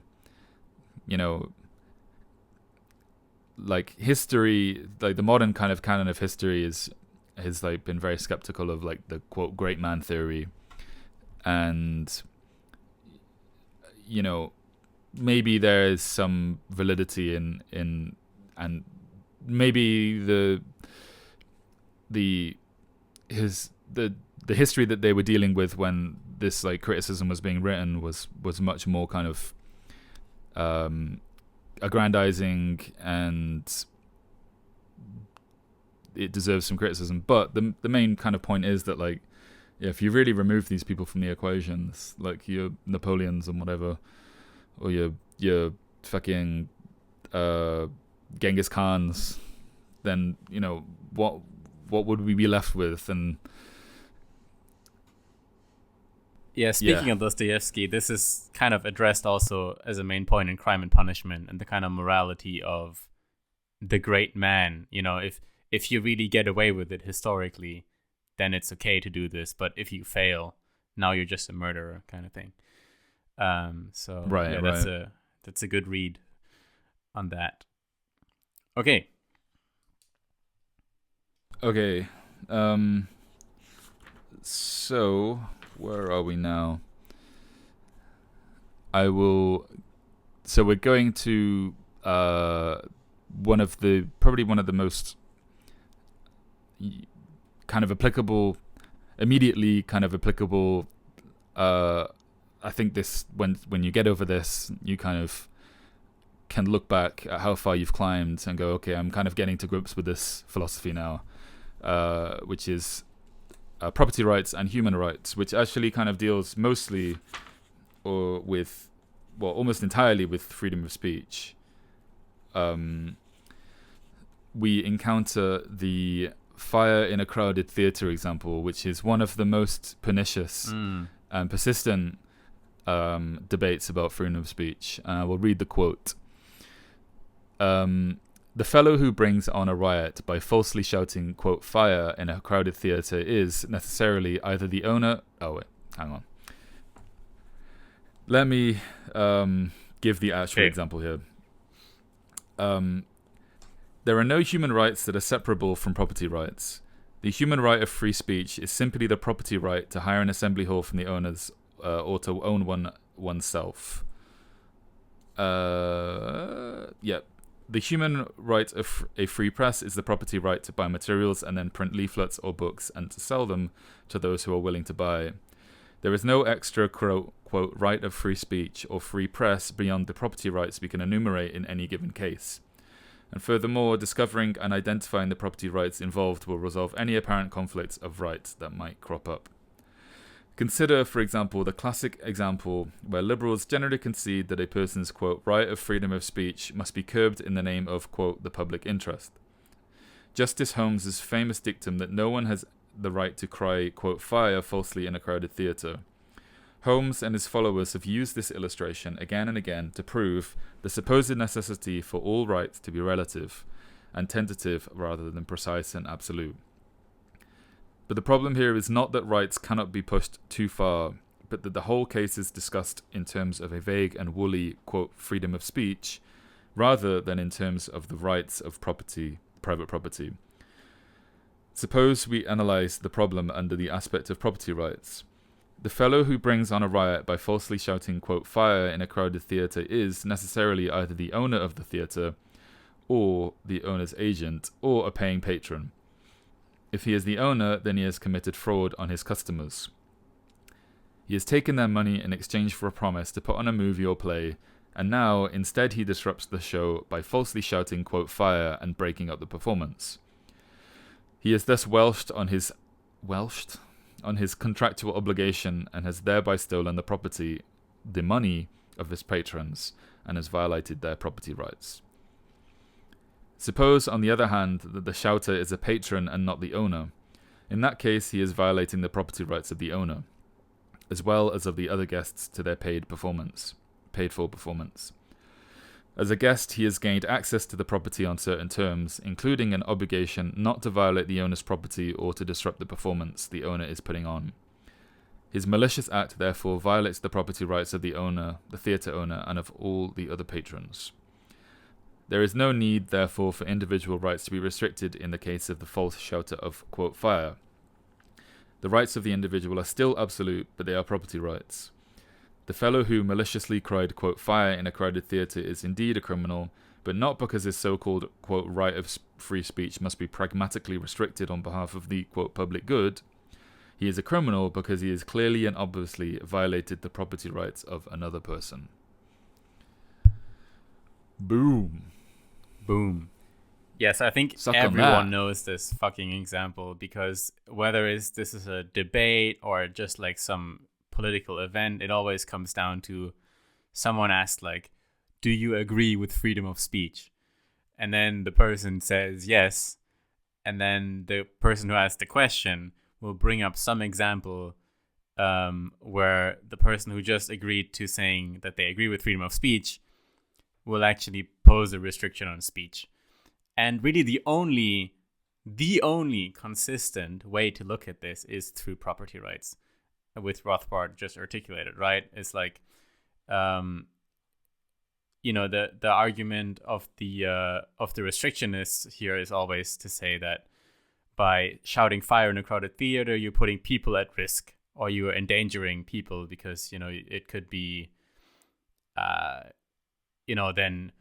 the boy cried wolf kind of thing, right? Like, oh, well, if you can just shout fire, then what if it's a real fire and then you're not alarmed? Or what if people panic and rush out and someone gets crushed or whatever? But the point is not that. The point is actually who owns the place and what are the rules that everyone agreed to, right? And if you understand this point, you will actually understand all of libertarianism, because this doesn't just apply to freedom of speech, but also applies to immigration and healthcare and everything else. And I think, even though Rothbard is very good on this specific point, I find throughout the book, he's not quite as consistent in applying this logic, which is, I think, partly because this book was also meant as like almost like a political kind of pamphlet-y thing. Like, let's win people over for the Libertarian Party and make this kind of palpable. But also you will find this in modern day, like, political discussions of like Reason or Dave Smith kind of stuff. Like, for example, immigration. You will find libertarians saying immigration should be open borders because the state shouldn't interfere with the free movement of people. And you will find libertarians saying, no, we have to put limits on immigration because you're actually violating the property rights of the people in the country who don't want these people coming on the shared public property, which they have to pay taxes for, right? And the real problem is that first of all, the government has monopolized the decision making on immigration, but also the most of the public property, as it is in the name, is public, right? So you're kind of fucked either way. Neither solution is actually libertarian. The true libertarian answer would be to say we have to demonopolize the decision making on immigration and the ownership of all the land. And then if every person actually owns their own land, or maybe a company through stockholders owns land and makes it available to customers or the public, they can decide who they will let on their premises, based on their property rights. Yeah, exactly. Again, it's, looking at like a bigger picture, rooting your stance in something real that you can actually articulate. One of my questions, and I mean this kind of probably links later on, and we can probably talk about this later when we talk about libel and stuff. I think someone listening to this, the fire in a theater example, we can kind of probably put that aside. But there are other instances of where freedom of speech is kind of criticized. One of those is like bullying someone to suicide. Because I don't really know what I would do with this, but what are your thoughts on that? I think is bullying someone to suicide, is that how do you reckon with that? With regard to property rights? Go ahead. You're eager to get going, so I'm eager to get. I think the libertarian answer here is very straightforward, which is, what you're specifically allowed to say or not allowed to say, or what the consequence of that will be, is completely irrelevant to the question. The answer again is property rights. So, how are you? In what forum are you saying this, right? So let's say you're bullying this person on some kind of social media app. Okay, so now it's the rules of what you can say on the social media platform are one limiting factor, right? If they say like you can't say certain things or direct certain hate on people, which being, just looking at reality, this is already the case, right? There's already very strict moderation, voluntarily on the, behalf of the companies on this kind of stuff, because they obviously don't want this, right?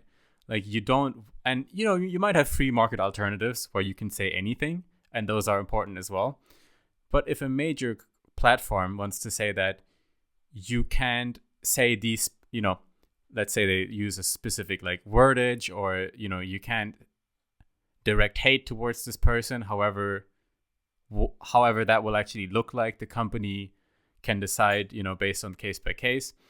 The company can set its own rules, and users will have to agree with that, right? So that's one answer. Another one is kind of what grander scheme of things does this happen in?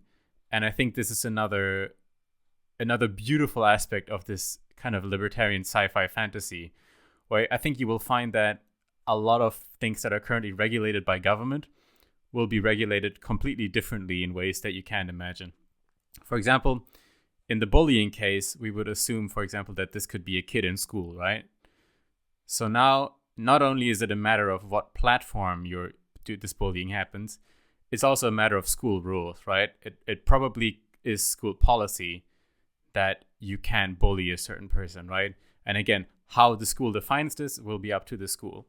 So that would be another limiting aspect there, right?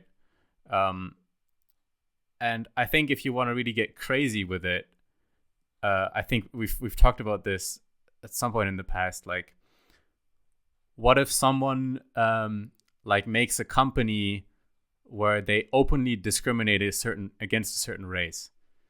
Like they say, we hate this group of people, we won't employ them, we hate them. I think the redheads, free market, the redheads, a very politically safe example. It's like the only one you can say. Yeah, literally. I think in reality, what you'll find is through kind of stock market pressures, anyone who does business with that company will be fucked, because the bad publicity will just tank the stock price, and just have, even if this is not a publicly traded company, just the bad image is not something you can afford in an economy, right? So what you will find is probably that the electricity company and the water company will cut off the services to that place of employment, right? So that if you actually, so let's say, for example, in New York City, in a libertarian society, if you had a completely racist company in New York City, I think the libertarian solution is probably that they would find their utilities cut off very soon, because the utility companies won't agree with that, right? And it could be a completely different solution, right? But the point is just that the market would account for this kind of by popular opinion, right? Through kind of market pressures. Yeah. Does that make sense? For sure. So we've kind of gotten to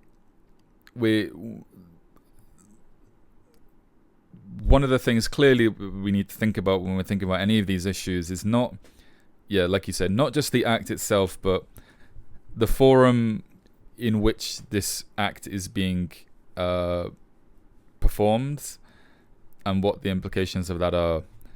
Because we're always in a place where there's responsibilities.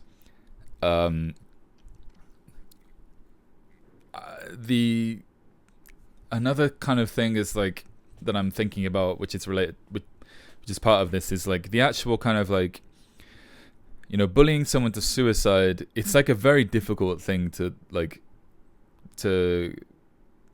it's very difficult to really conclusively link bullying to suicide, I think, or at least there's a lot of like wiggle room for kind of doubt and questioning of what's really like the cause of this, or who is to blame per se.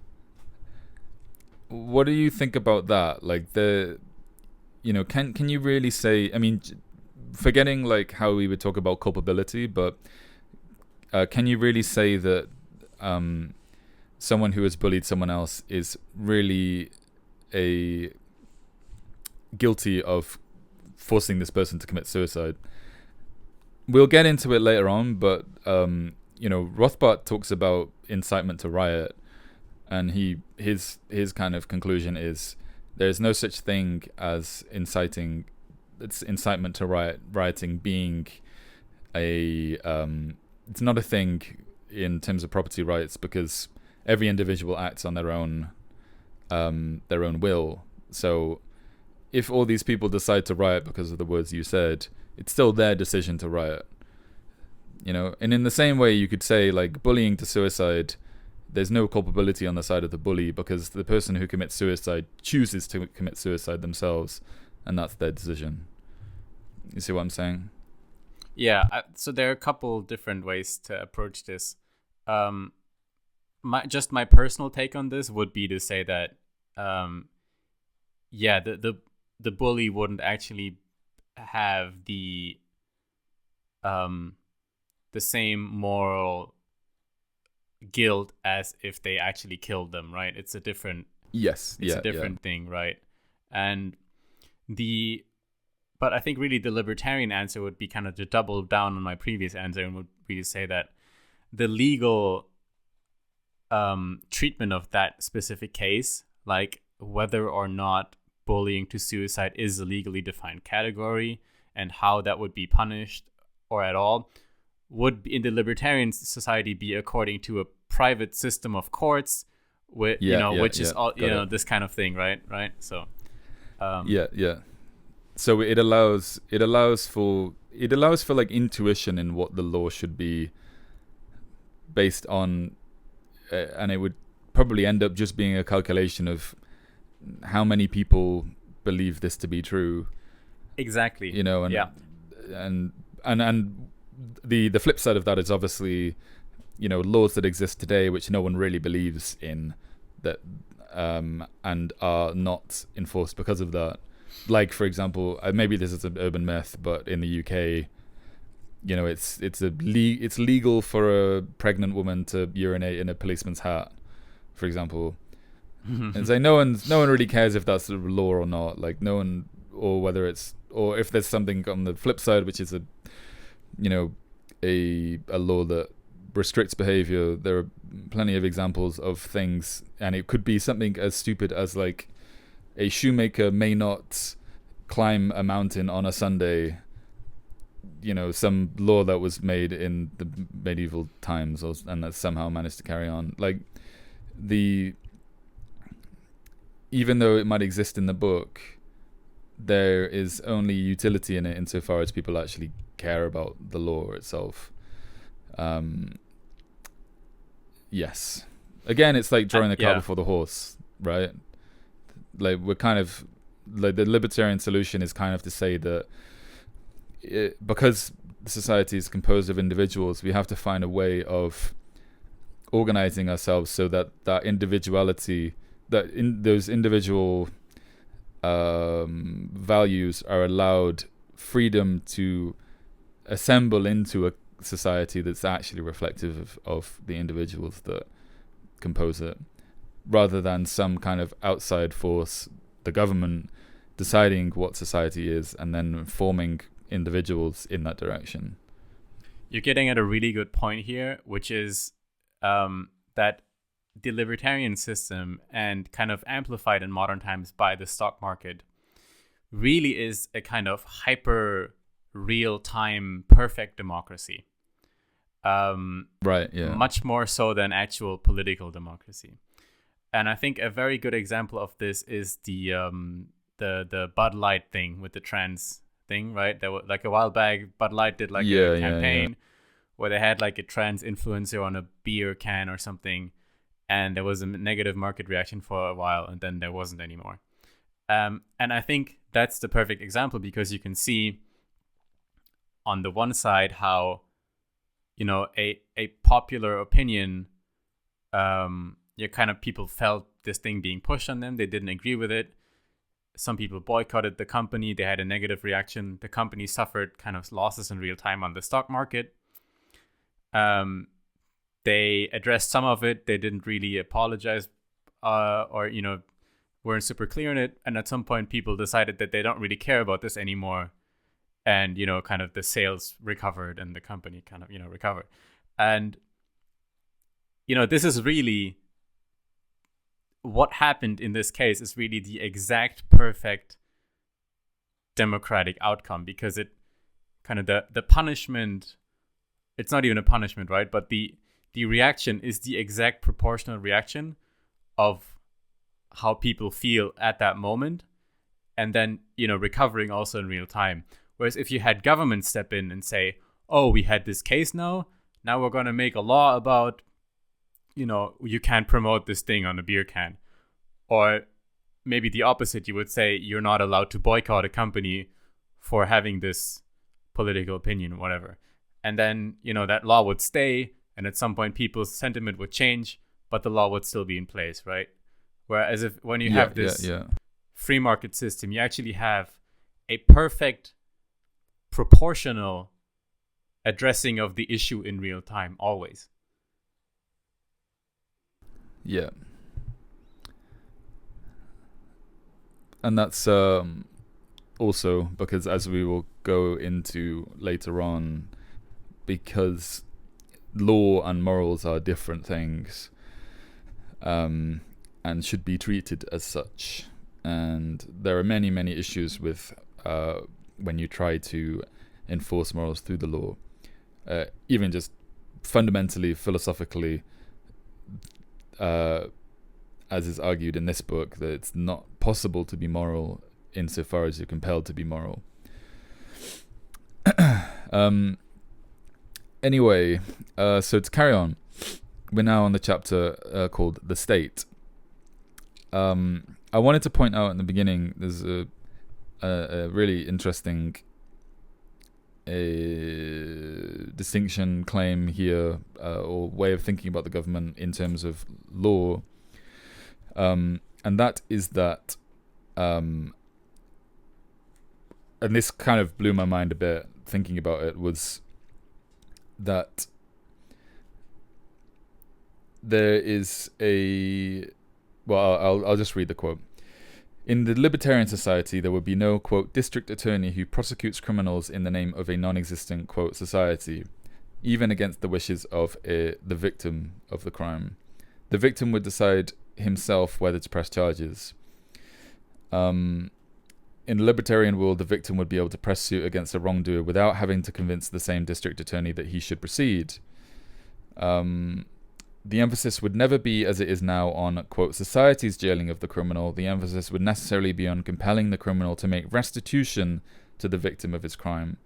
The present system, in which the victim is not recompensed but instead has to pay taxes to support the incarceration of his own attacker, would be evident nonsense in a world that focuses on the defense of property rights and therefore on the victim of the crime. There will be no government machinery that pursues and tries criminals even against the wishes of the victim. This was really, really interesting to think about.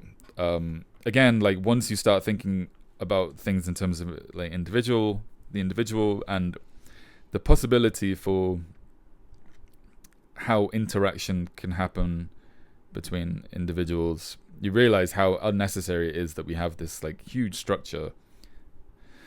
And the idea of victimless crimes, taking drugs, for example, the fact that you can be jailed for infinite amount of years, really, for depending on the circumstances of your arrest, for just imbibing some drug that has absolutely zero consequence on anyone else around you, in terms of actual harm. Then you're going to realize, there's actually a load of things that we don't really need to prosecute people for. And more so, as we've discussed, the state operates on taxes, and taxes come from you. You pay taxes. So what you're really doing here, because the state has decided that it is the arbiter of morals, it is the one that's going to persecute people, even when you might not want that to be done. You are the person that ends up having to pay for this person's whole entire existence. Why would you want that? It could be the slightest thing against you. It could be the biggest thing against you. And, when you think about people who they call the police on the teenagers in the alley behind their house because they're doing drugs or something, and the multiple ways that people weaponize ordinary citizens, just without any conscience, weaponize the police against behavior that they don't like, which can end up having real consequences on people. It's not only really, really, really morally corrupt to just like so laxly utilize this, like the police against other people. But you're also just not acting in your own interest, because yeah, it's like you could just have nothing to do with this person, but now you're saying no, I have to actually now I'm forcing myself to have a lifelong commitment to incarcerating and supporting the existence of this person, whereas before I didn't have that responsibility. And it's like, Yeah. the calculation might be, it's not like the guy goes to prison and then suddenly you have to pay $50 more a year in taxes, but there is still a calculation present, and just because you can't see the way that money moves doesn't mean that money doesn't move. You know what I mean? Like, yeah. And I think, one reason why people hate lawyers so much is also because in the way the current legal system works is just that there's this kind of complicit parasitism where it's not really about solving the conflict for, the interested party at the lowest cost and to the greatest benefit, but it's really about kind of dragging the thing out, and the lawyers get a big fat paycheck from you, and the judge gets a big fat paycheck from you, and the criminal gets punished, but that punishment doesn't really help the victim in most cases. And even though lots of lawyers are technically privately employed, the way they obtain their revenues is essentially from you at the end of the day, not just from the money you pay directly to them, but also through the entire the way that we organize conflict solving. And like, exactly. yeah, as you said with the kind of prison case, if someone murders your wife,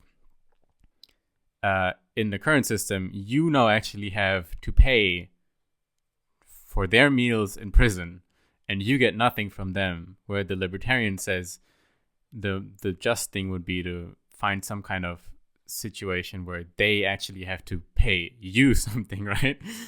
Like how is it that you have to pay money to them now? A wife for a wife. A wife. Like in the old times. So one thing that to add on to the point about lawyers, not only you mentioned that they're private, but that obviously they have to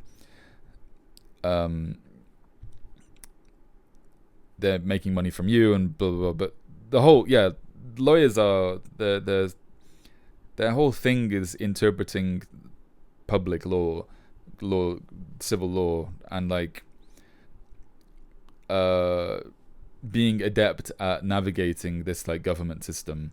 So like they wouldn't, they're so like intertwined with the state that they may as well consider them part of the state, to be honest, in that their whole existence is like dependent on that. And obviously if there were private courts, then we would have private lawyers that operate differently, but lawyers are forced to be that way. And it's also funny because the whole thing of like you go to court and you settle it in a debate at court and everyone brings their arguments and theory and that's how we decide things. Like the free market has already found a better solution to that. People just don't realize it, and it's called settlements. Because most cases actually don't go to court. They get settled. And what that means is that the prosecuting side and the defense actually meet, not in court, because that's the shitty government way of doing things, and that's very inefficient. They meet privately, maybe at one of their respective law firms. They sit down and they figure out a deal, and they just, say like, oh, your client has to pay my client this much money, and then we won't go to court. So it's like we're already free market outsourcing the whole fucking spiel, right? It's so dumb.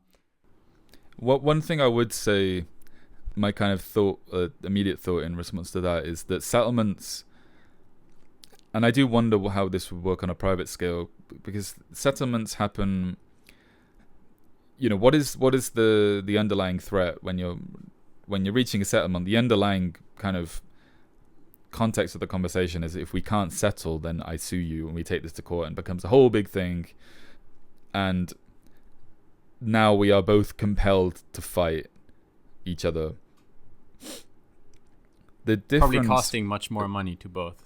Oh, 100%. Yeah, costing a shitload of money, dragging out over years. We could do this right now. We could go there. But so in response to that, my question is kind of, under a libertarian system, what compulsion would we really have to even reach a settlement if there's no kind of like monopolizing force that can be utilized, like the courts, that we can invoke to force this interaction to happen of taking things to court?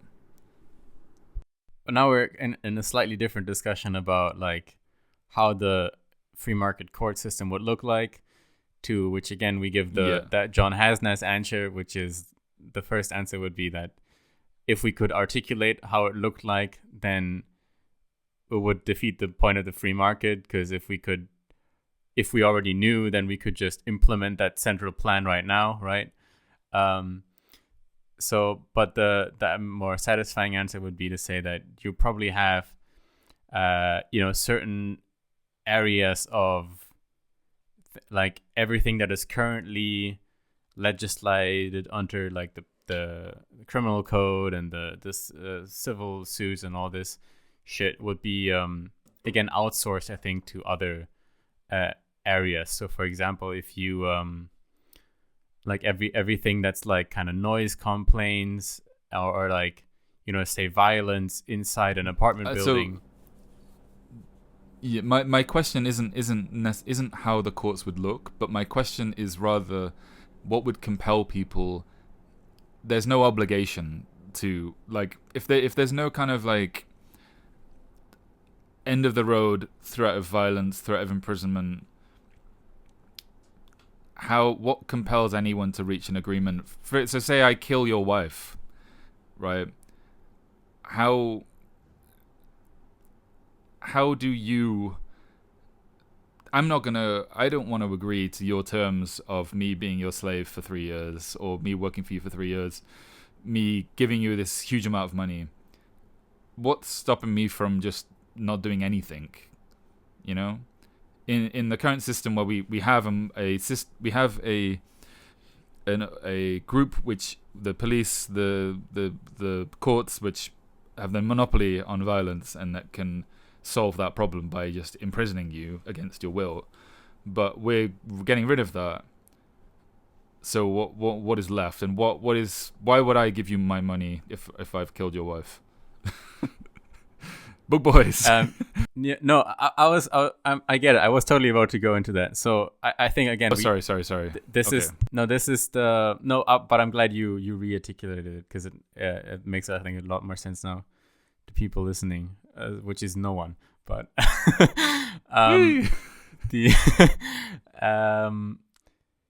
the first of all, I think it comes down to, again, where does this happen and which corporate entities are involved. So let's say this happens like in an apartment complex, right? Someone stabs someone's wife, okay? So the first thing would be that we can assume, just because, again, we can't say what exactly the rules would be, but logically speaking, you would probably have a bunch of predetermined terms and conditions for even existing in this apartment complex, for getting all your utilities, etc., right? And, stabbing someone unprovoked, let's say, or, even provoked or whatever, like not in self-defense, but just like murdering someone, would clearly be something that this company probably wouldn't allow you to do on these premises, because that's not good for business. If you can just stab anyone in your apartment complex, then no one would want to live there, right?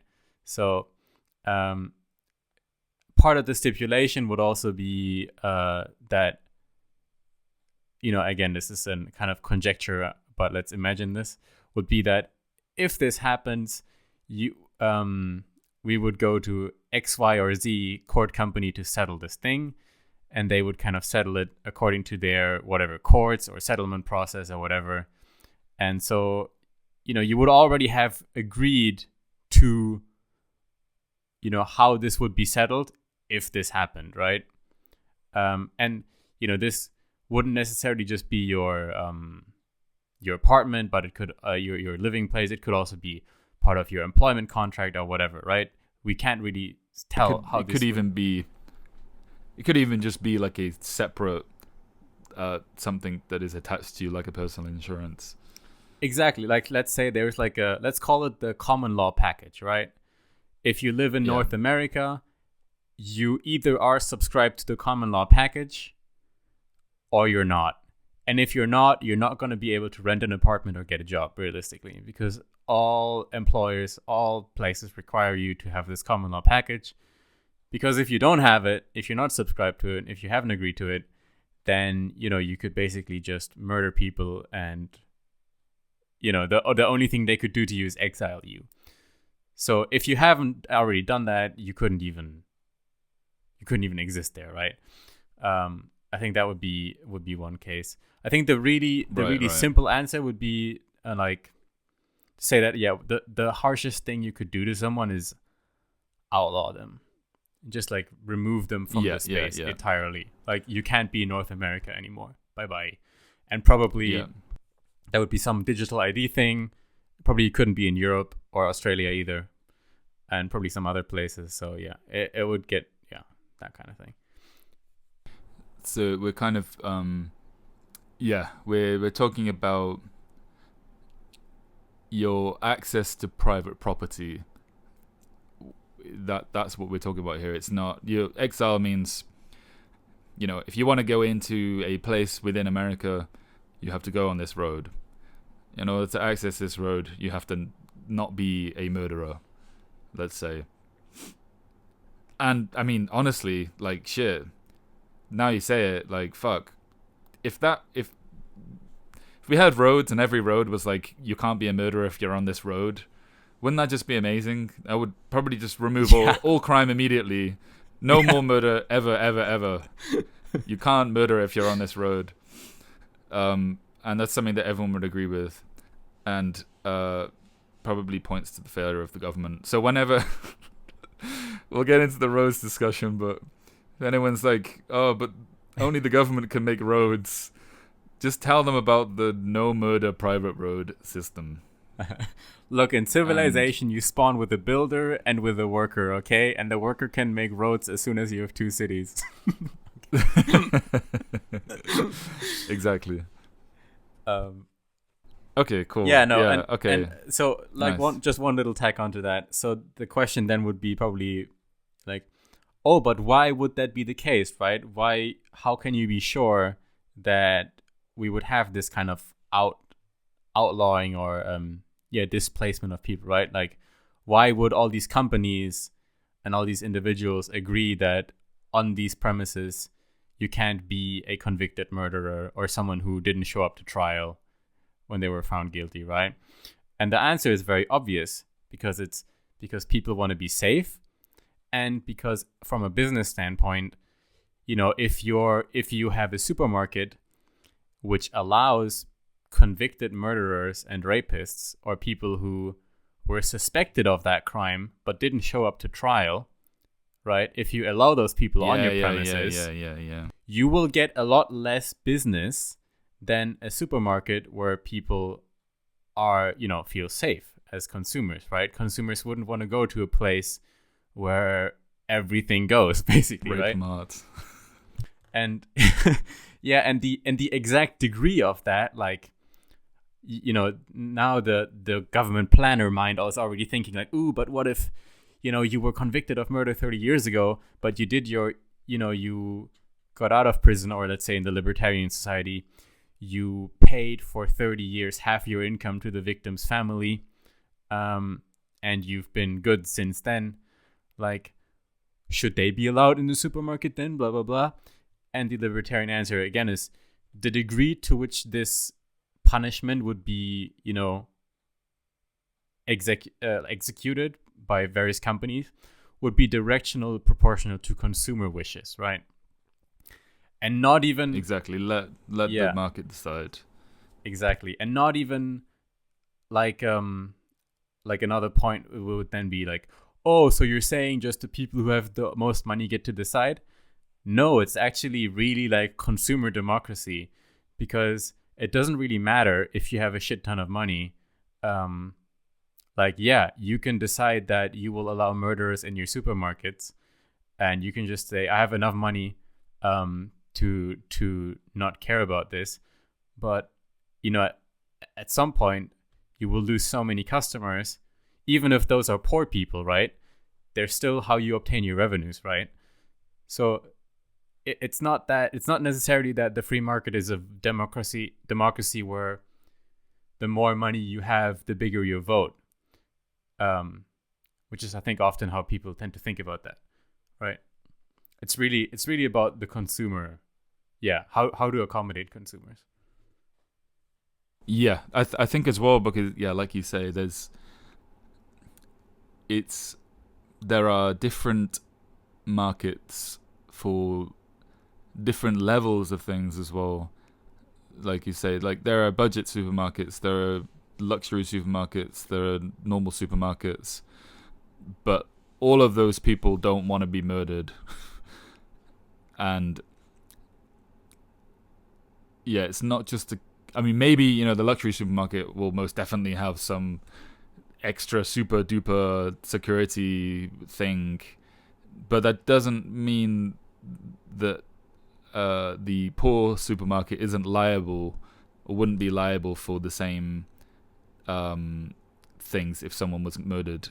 If it was a supermarket where murder was okay, maybe on the grand scheme of things, murder would happen slightly more in the poor supermarket than the rich one. I mean, it's impossible to say really, but you could kind of see that being the case. But still, the point is that you're still eligible for the same protection. And the broader point that we always must remind ourselves is that murder happens in everywhere, all the time, anyway, in public spaces, for example, and there's no accountability especially over how in the that public space. Subway. yeah, exactly. And there is no guarantee or accountability for when that happens or when that doesn't happen. So, burdening companies with responsibility is good for consumers. And there are, so it's not as simple as, just like the company having ultimate control over what happens. I love this. This is so exciting to think about, because you could now conjecture, like, what if there was like a case where someone clearly murdered someone according to conventional law, but the situation was that the guy who got murdered actually raped the other guy's daughter, right? And now you could envision a scenario where, like, ooh, what happens to this now in this free market system? And a lot of companies would go, this guy, this vigilante justice guy, even though he murdered someone, is actually really beloved, because people really hate the rapist and people really like the guy who avenged his daughter. And so you would have some places that would allow him, maybe, and some places that wouldn't. Maybe he would be the face even of a marketing campaign. You could envision, like, cases where this wouldn't go well and the stock tanked, or cases where, it's like, this vigilante guy is now the new face of GameStop, and GameStop stock just soars. Like, this is so cool to think about. But yeah, anyway. And also as well, like, there would be it wouldn't be necessary that any of these things would last forever as well. This vigilante guy wouldn't, any negative thing that came his way wouldn't necessarily, maybe it depends, but you have, like, you can punishments, or rather, like, punishment is the wrong word, but retribution or payback, let's say, is a better term, can happen in all manner of ways. It could be the length of it, the severity of it, the amount of money you have to pay for something. whether you have to work for free for a certain amount of time. There are many different ways that you can kind of settle that. Cool.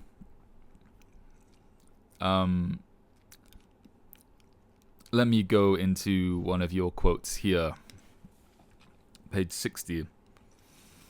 For if we truly are the government, then anything a government does to an individual is not only just and not tyrannical, it is also, quote, voluntary on the part of the individual concerned. If the government has incurred a huge public debt which must be paid by taxing one group on behalf of another, this reality of burden is conveniently obscured by blithely saying that, quote, we owe it to ourselves, brackets, but who are the, quote, we, and who are the, quote, ourselves, close brackets. If the government drafts a man or even throws him into jail for dissident opinions, then he is only doing, quote, quote, doing it to himself, and therefore nothing improper has occurred. Under this reasoning, then, Jews murdered by the Nazi government were not murdered. They must have, quote, committed suicide, since they were the government, brackets, which was democratically chosen, close brackets, and therefore anything the government did to them was only voluntary on their part. Good quote. This really brings this individual versus society thing to the climax, I think, that we talked about earlier, right? Like these collectivist categories really make no fucking sense at all, but people just use them conveniently whenever it suits them. So in this last example, of course, no one on earth, almost no one on earth would agree that the Jews killed themselves in the Holocaust. No one would say that. That's absolutely insane. But the people would still apply the same logic in other cases when we talk about voting, for example, right? They would still say, well, you didn't really vote for this party, but now, because you participated as a voter, you're part of this group called Germany, that you now have to agree to whatever this party does politically, right? It's now us doing this to them. And now, if there is a war, let's say, now we have to pay reparations, and you as an individual have to also participate in the paying of this reparation because you did something to them, right? Which is the exact same logic as the Holocaust example you just brought, right? Sorry, go on. Yeah, exactly. And to take it a step further, it's as you said, it's in all cases where you are slighted by the government, that's on you. Like that's because of your voluntary interaction and association with the government. And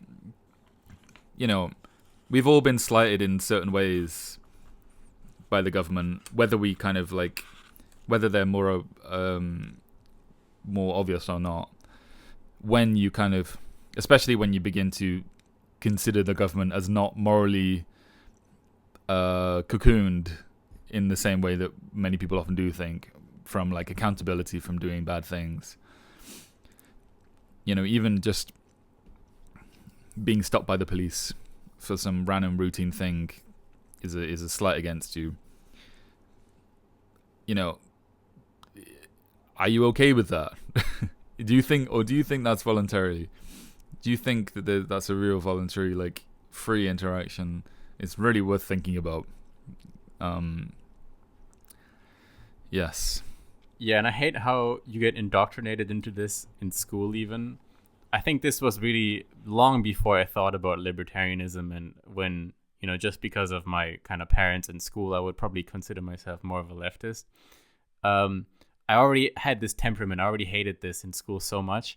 At the last day of class, they always made us do this fucking potluck where everyone had to bring one thing. And it's like, let's have breakfast together, and everyone needs to bring one thing. You bring the bread, you bring the butter, you bring the sausage, you bring the cheese.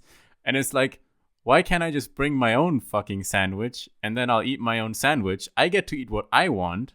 No one has to be forced to eat something that they wouldn't want to eat. And also the cost is perfectly justifiably divided according to every person what they want. And the teachers would always be like, no, this is not how it works. You have to bring the thing and then we share it. And it's like... Must engage with the spirit of sharing. Exactly. And it would drive me insane how everyone would just agree with this and no one would be on my side. I was like, what is going on here?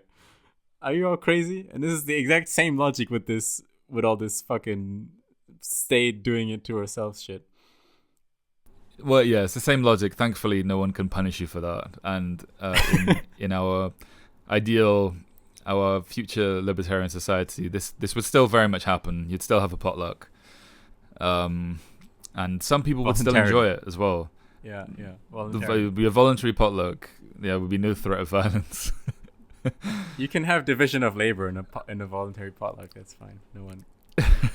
Just quickly on the debt thing as well, because this drives me nuts about the whole Japan discussion.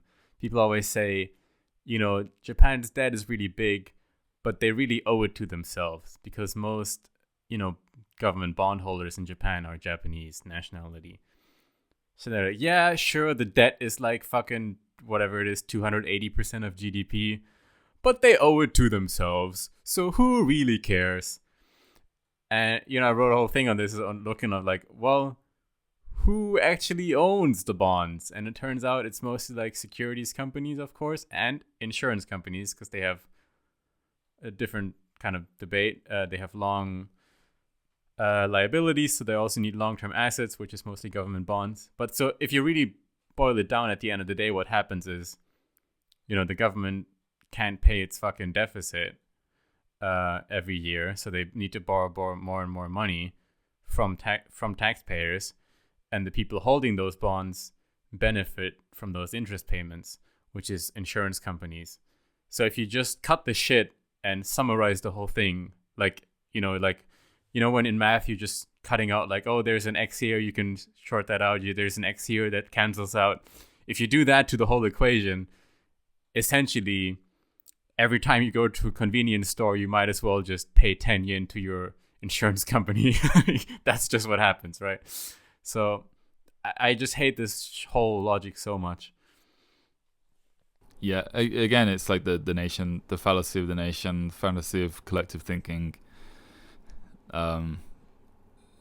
Yeah, who owes who? It's not that everyone owes everyone. Otherwise, there would be no owing.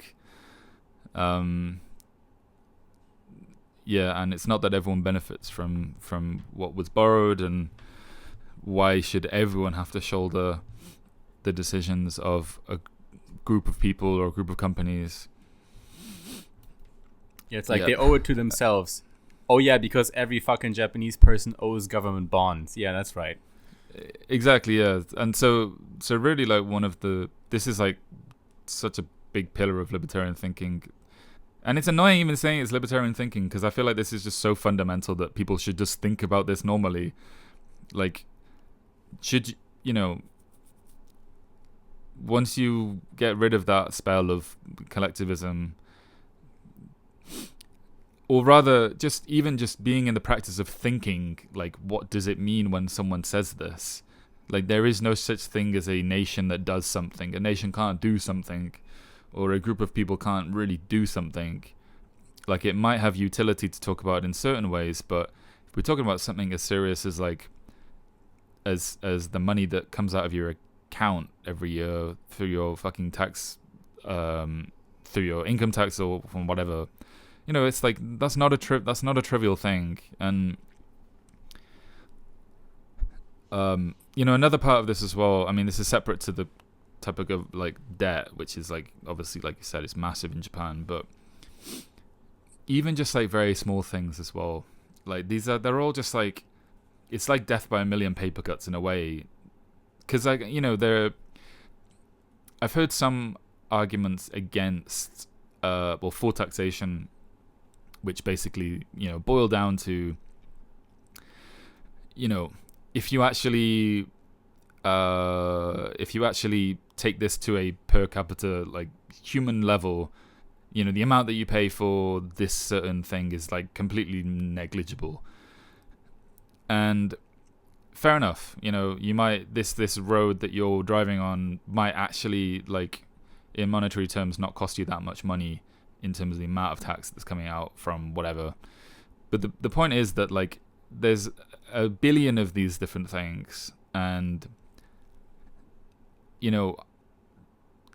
900 million of these things you will never even see in your entire life, if not more. So the question is, why should you have to suffer all of this, all of these little paper cuts, when you could just choose what you spend your money on instead? And also as well, I mean, it kind of puts it into perspective too, on the other hand, where it's like if you had to pay for these things on a market rate, how little you would actually probably have to pay for them anyway, right? Like if these things are actually used in the way that that they might be, or at the very least it actually reflects the real value of something. And I think really in a way like there's something good about respecting the value of the real value of things. There's something like almost virtuous about that, because it's like a fair trade. There's something virtuous about a fair trade. I don't know how this ties into the last thing you said, but when you were talking about the death by 1,000 paper cuts, it reminded me also of how shit is expensive because it's taxed. The same dollar is taxed a billion times, right? So recently I had to get some documents translated from Japanese to German, but it needed to be a government-approved translator. And for 4 pages, I paid 220 euros. Which, I could literally just take a photo of that shit on my phone, have AI translate it perfectly in 1 second, and have it right there. But instead I need to pay 220 euros, and it takes 3 weeks for a procedure that I kind of need done quickly. That's fucking so painful. Yeah, and the question is, why even is it so fucking expensive? And, it's not just, of course, translators need to be paid, etc. But the answer is also, well, to starters, we have 20% consumption tax in Germany, or roughly 20. I think it was 19.5, 20.5, something like that. Always bounces around a bit. But basically it's 20%. And so since this is a service and all services also have to pay consumption tax, I can't do math in my head right now, whatever my thing originally was, plus 20% is 220 euros, right? So that's already 20% more of consumption tax just on that. Then the translator bureau, they need to pay income tax on their earnings. So whatever they lose from that, they have to put into extra cost into my fucking translation, right? Then they have to pay property tax on the building they're renting. So that's already also a tax price included in my translation. All the fucking shit they bought for the office also all has 20% fucking consumption tax on it. So, that's included in the translation price. And then it's like they need to have some government fucking certification to be like a government certified translator. So that cost is included in the translation price. And it's like, what really would be the free market cost of actually just having a fucking translation? Probably €1. Yeah, exactly. Yep. Okay. God. So where do we go from here? What is your next quote and what is my next quote? Where is yours? Oppenheimer. We're talking about Oppenheimer. Boom. Oppenheimer pointed out that there are 2 and only 2 mutually exclusive means for man to obtain wealth.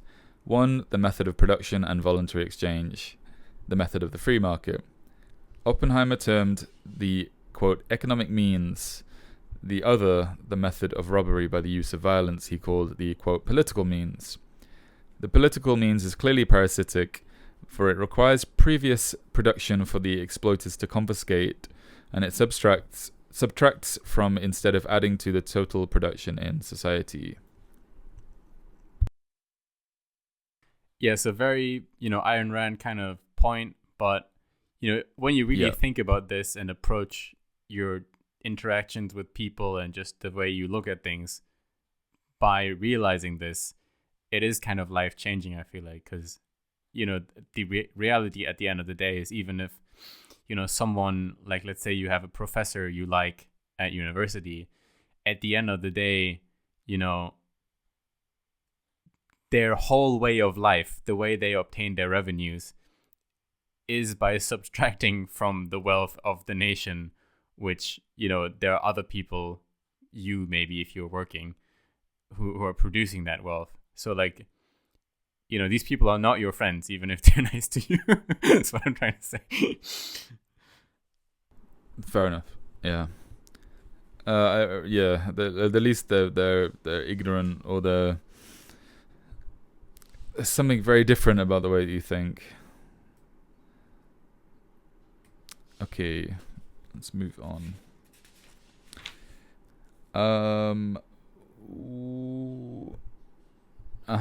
We have the same quote here.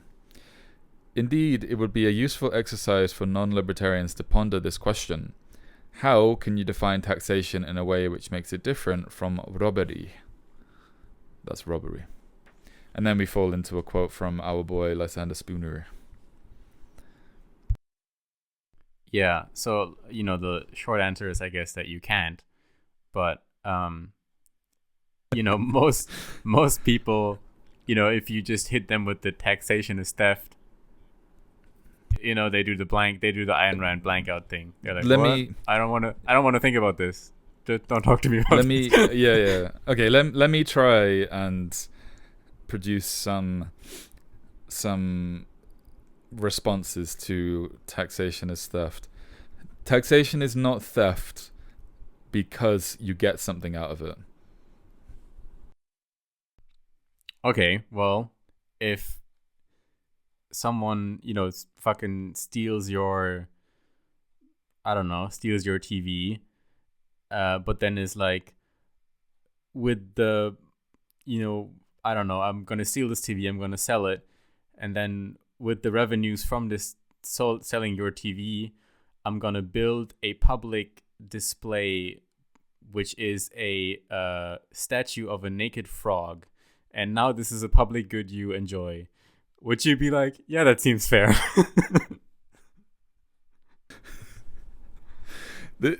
Like, how have you made this the fact that your TV got stolen? How have you made this so convoluted? But yes. Or you could say even someone takes your TV and then, they could even give you money for it, right? You could even get the right amount of money back from it. You can even get more money than the TV originally costed, but does that make not the initial action, does that not make it theft? Obviously no. Yeah, no, you're totally right. The reason why I didn't take that case is just because most people then would do the blank out thing of like, well, I wouldn't mind if I got more money for the TV. That's what most people would actually say. And it's like, true. But the real service of the government is not that you get more money. The real service is that you get some abstract public good that you probably, in many cases don't need, never asked for. And in fact, the good that you're getting is actually a sphere that government has monopolized and outlawed all of the private activity in the sector. And then they provide some shitty alternative, which would never live up to the free market version, and then dressing it up as I'm giving you something, right? Yeah. Okay, what other questions can we think of? How can you define taxation in a way that it makes it different from robbery? I think one thing would be the what we already kind of referenced of, people would say that, because it's not violent. There's no one is actually forcing you, no harm is being done to you in taxation. It just goes out of your income, right? Right. Yeah. And then we're back at the rape example, right? Of like, well, is it not rape if you didn't actually shoot her in the face? You just had the gun behind your back and were like, you better do it. Like, no, it's still rape. Yeah, and just because the technologies of taxation have become more sophisticated, and they've really developed in the way of preventing tax revolts and rebellions by we haven't even reached this point yet, I don't think, but the withholding tax, which you did reference earlier. So no, you don't even know the money. You don't even, in some countries, like I'm sure there are some countries where you don't even know how much money is leaving. But at the very least, it's not like, you know, when you get a job, for example, when you search for a job, the salary that you're shown is the salary that you earn. But what is not shown is how much you're actually being paid with that, because that portion is included, which goes to the government in the end. So, you know, you could have like a 30% increase in your in the job listings if you just removed that. But just because it's not there to begin with, doesn't mean that it's not money that doesn't exist. And just because it's taken from you before you've received it doesn't mean that it's not robbery. Having traveled in and out of Japan many times, I found out fucking days ago that there is a departure tax, which is every time you leave Japan, you are taxed 1,000 yen. You never would know this because the airline companies are compelled to include this in your ticket price. I only know this because now they want to raise it to 3,000 yen. I wonder for what why? Why? I know. It's another fucking paper cut. Yeah. It's another paper cut. I'm like, why? But that could have been just that goes to show groceries. Like how many fucking paper cuts there are that you're not even aware of, right? Like exactly. I bet you no one knows this. Yeah. I mean, I had no idea until you told me, and I left the country recently. So, I mean, this is another thing as well. It's like, why do you care about this small thing? Like, what, like, so what? It's only like 2,000 yen difference. Like, maybe it's like, you kind of forced to pay for it, but like, it's not that much. So why do you care? It's like, if I don't care here, then how can I care about any of this? And when you look at the sum of it all, it's not an insubstantial amount of money. It's such a massive amount of money, and I think as well, this is actually a really, really point that I really wanted to talk about, was like, what is money? And there is this like really annoying kind of like, I've grown very tired of it on the left, of like this conception of money as, money is the root of all evil. Not just on the left, that idea, but for example, money is the root of all evil. You go into like the more like radical leftist, realms, and people are talking about abolishing money entirely, which is a very fun conversation to have, because like, what does that even mean? But then the question is like, what actually is money, and what does money represent? And like, in a way, I kind of bet that like, the way that taxation has obscured, I feel like taxation has almost kind of obscured how we understand what money actually is. Yeah, for sure. In a completely free situation, in a completely free society where, I'm allowed to work for whoever I want and I'm not taxed. I can freely associate with whoever I want. All my labor is agreed on contractually before I start, and can be adjusted anytime throughout. I can quit whenever I want. My employer has the freedom to terminate me whenever they want. We all have this perfect freedom. Like, the money that I get from that is like all mine, and when I work a day, I get this amount of money, and that money reflects that day of work.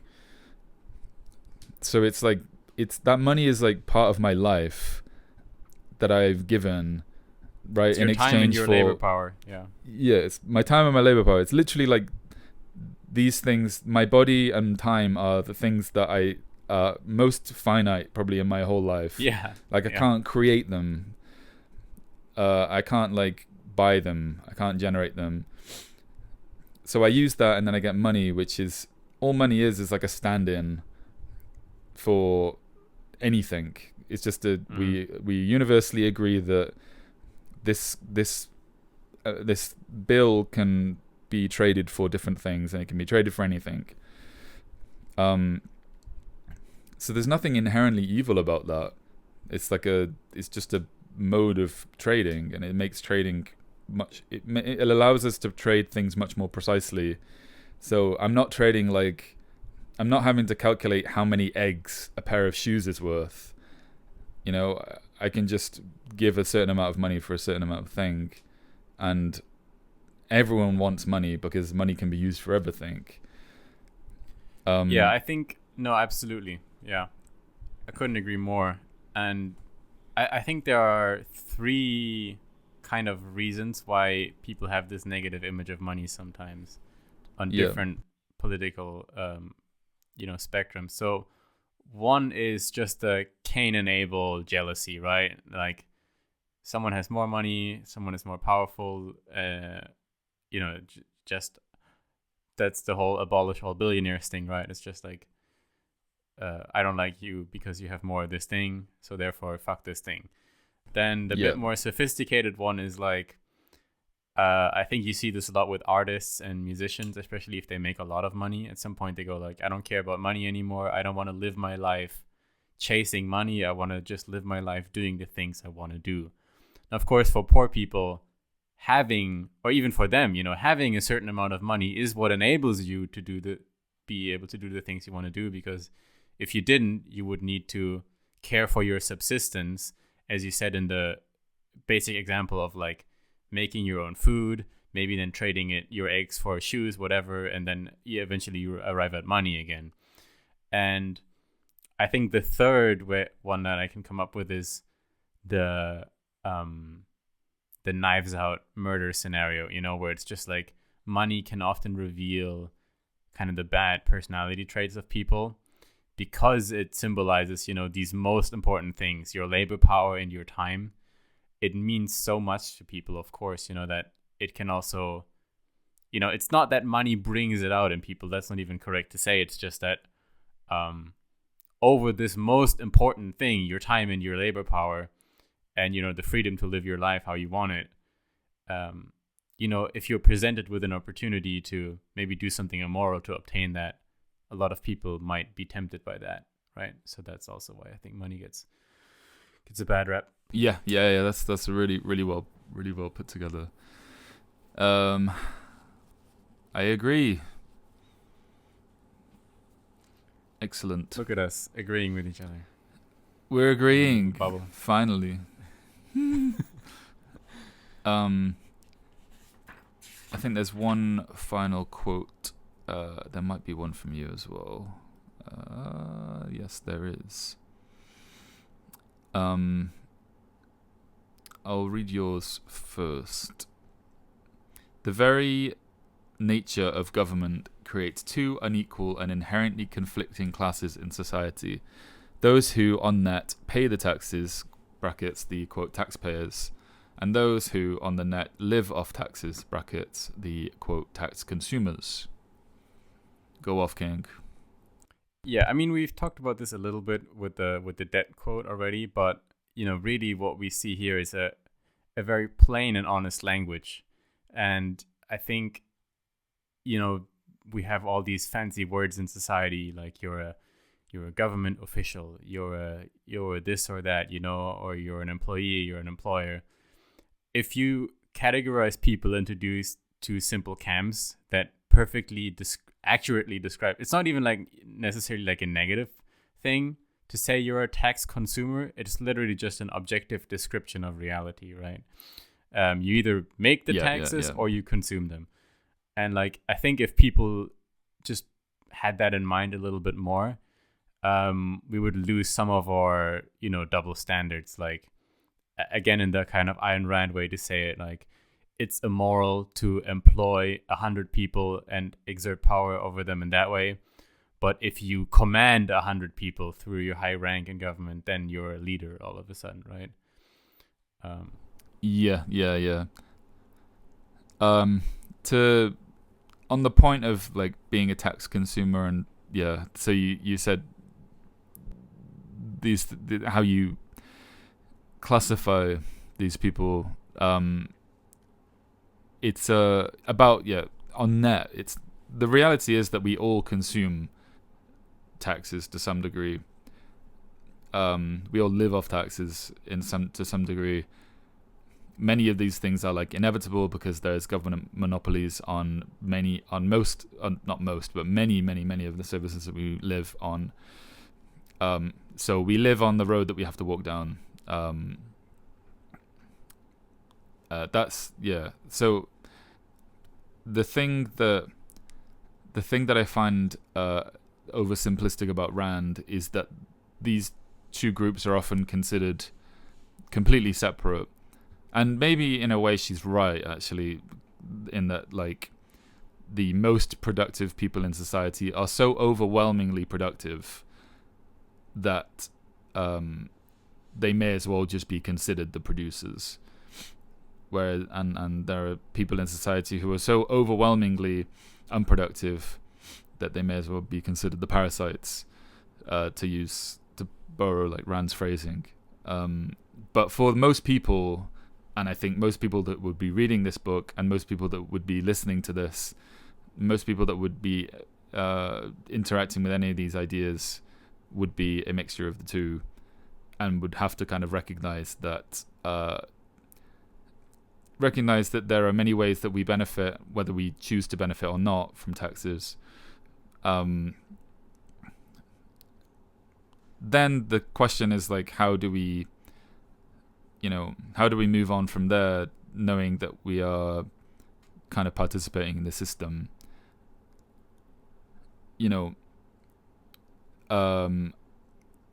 There are, I think, once you're able to make this distinction, I think you can be a lot more careful about the decisions that you make, especially if you like really believe in the idea of private property and you believe in natural rights. You can begin to think like, how can I actually like not do this? How can I be less of a consumer and live by myself? And the more you do that, the more you can live within your kind of moral framework and feel good because of that as well. Feel good, I mean, feel consistent in yourself. Very good point. As you said, it's not that simple. I'm gonna reinforce some of your point and cut down on some of it.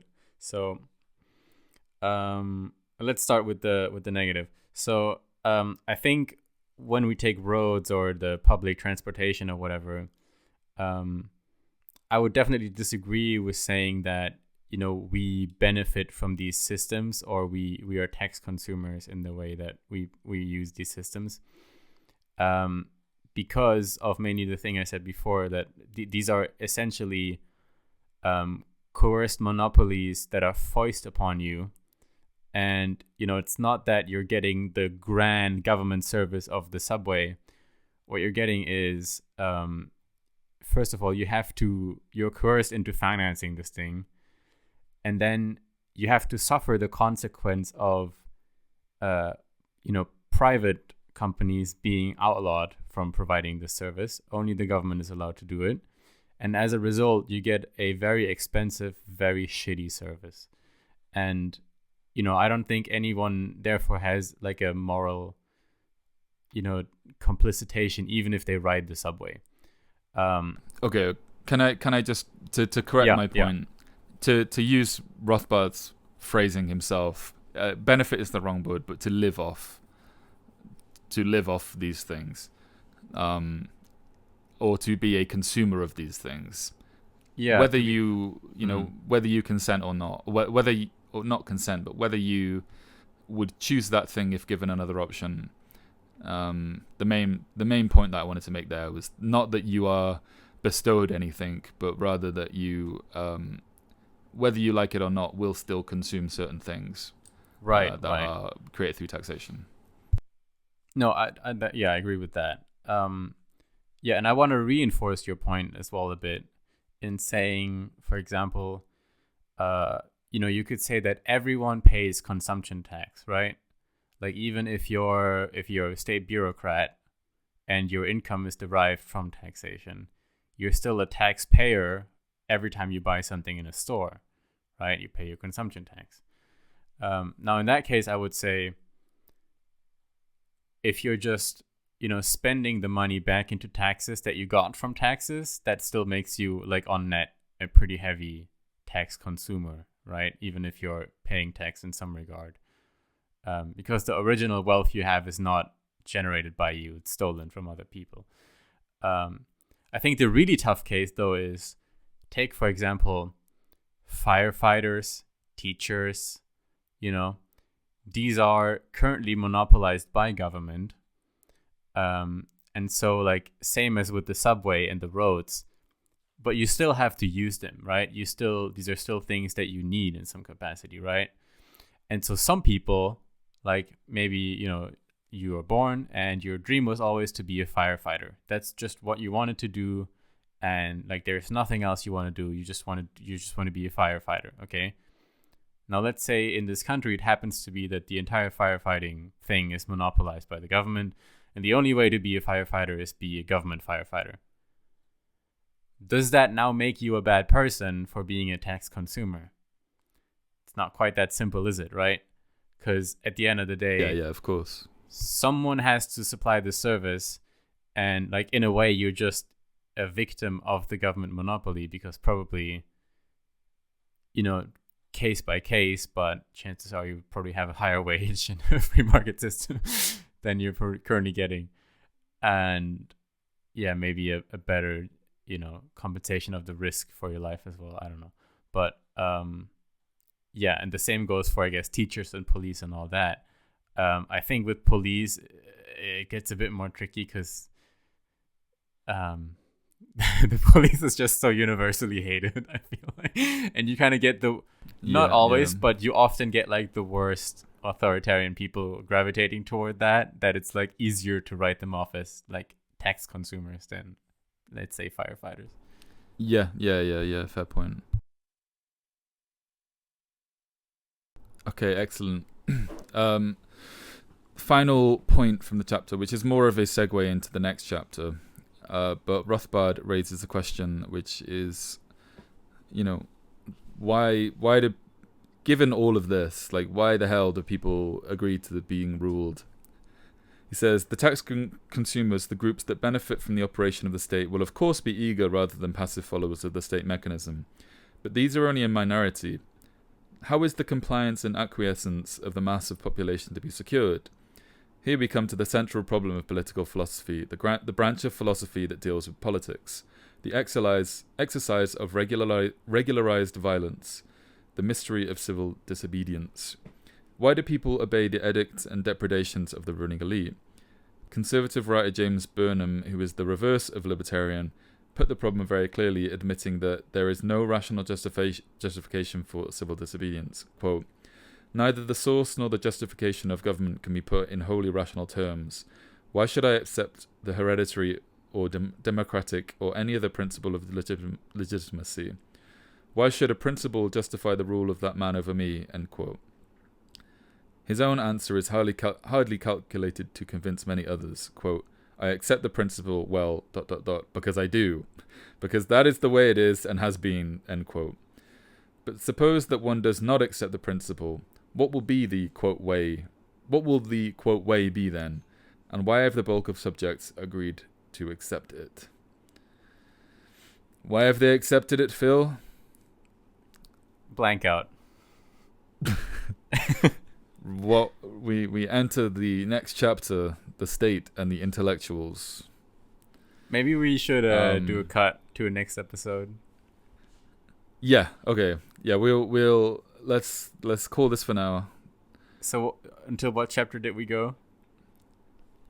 We are on chapter the second end part of chapter 3, the state and the intellectuals. Okay, so we did 3 chapters. That's okay. 3 hours, 3 chapters. We did 67 pages. we did 67 pages out of a 213 page half of the book. Yeah.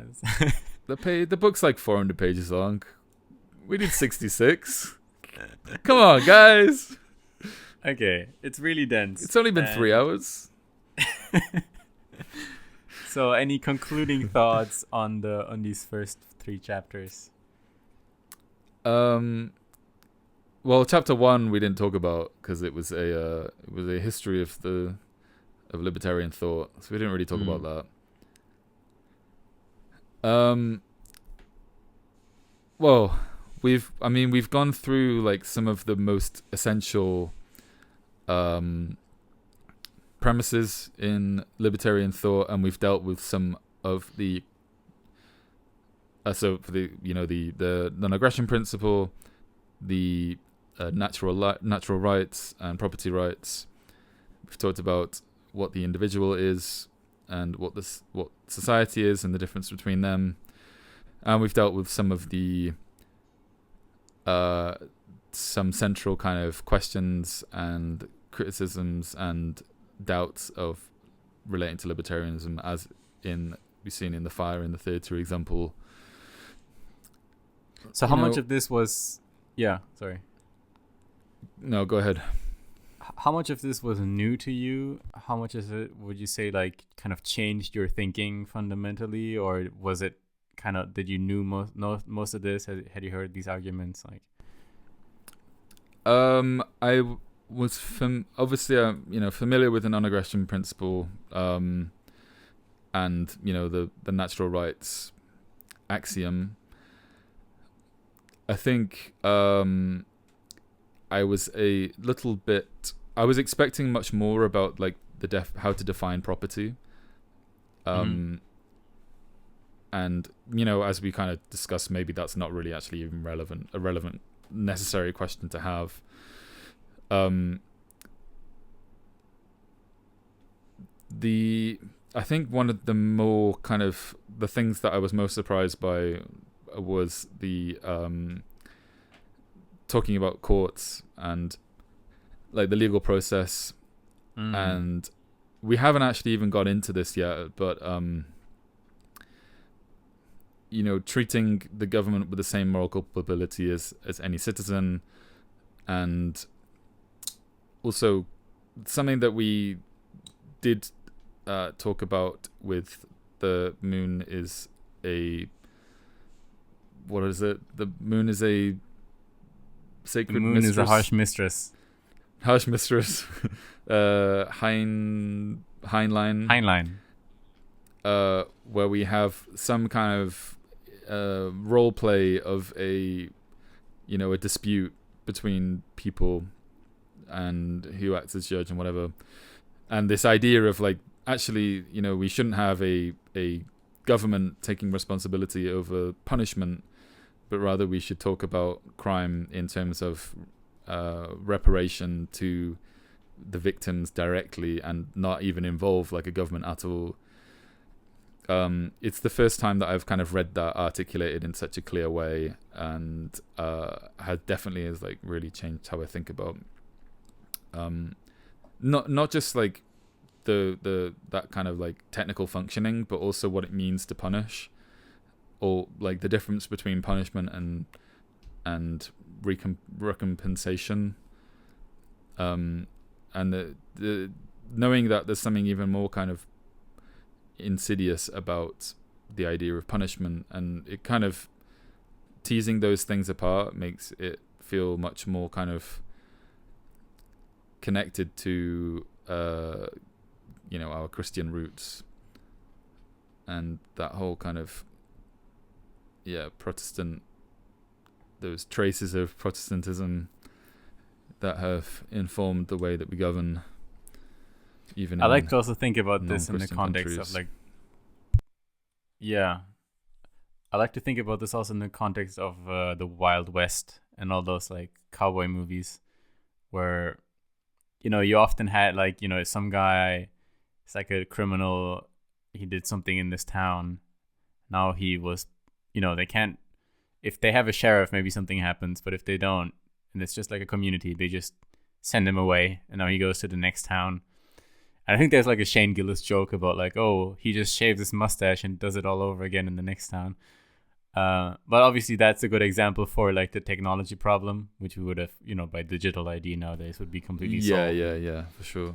Then you have on top of this weird system of bounties and, the central government, which at that point wasn't even like, you had these like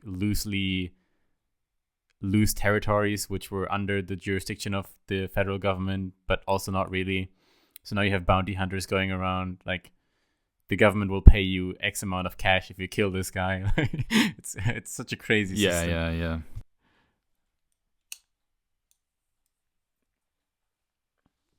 So yeah. Cool. Let's pick There's up. so much. Yeah, there's so much left to talk about. We'll pick this up in the next episode. Thank you very much for listening, and I don't know. I hope this has been like a good discussion. I feel like we've had a good chat. I feel like we've like really gotten into the weeds, and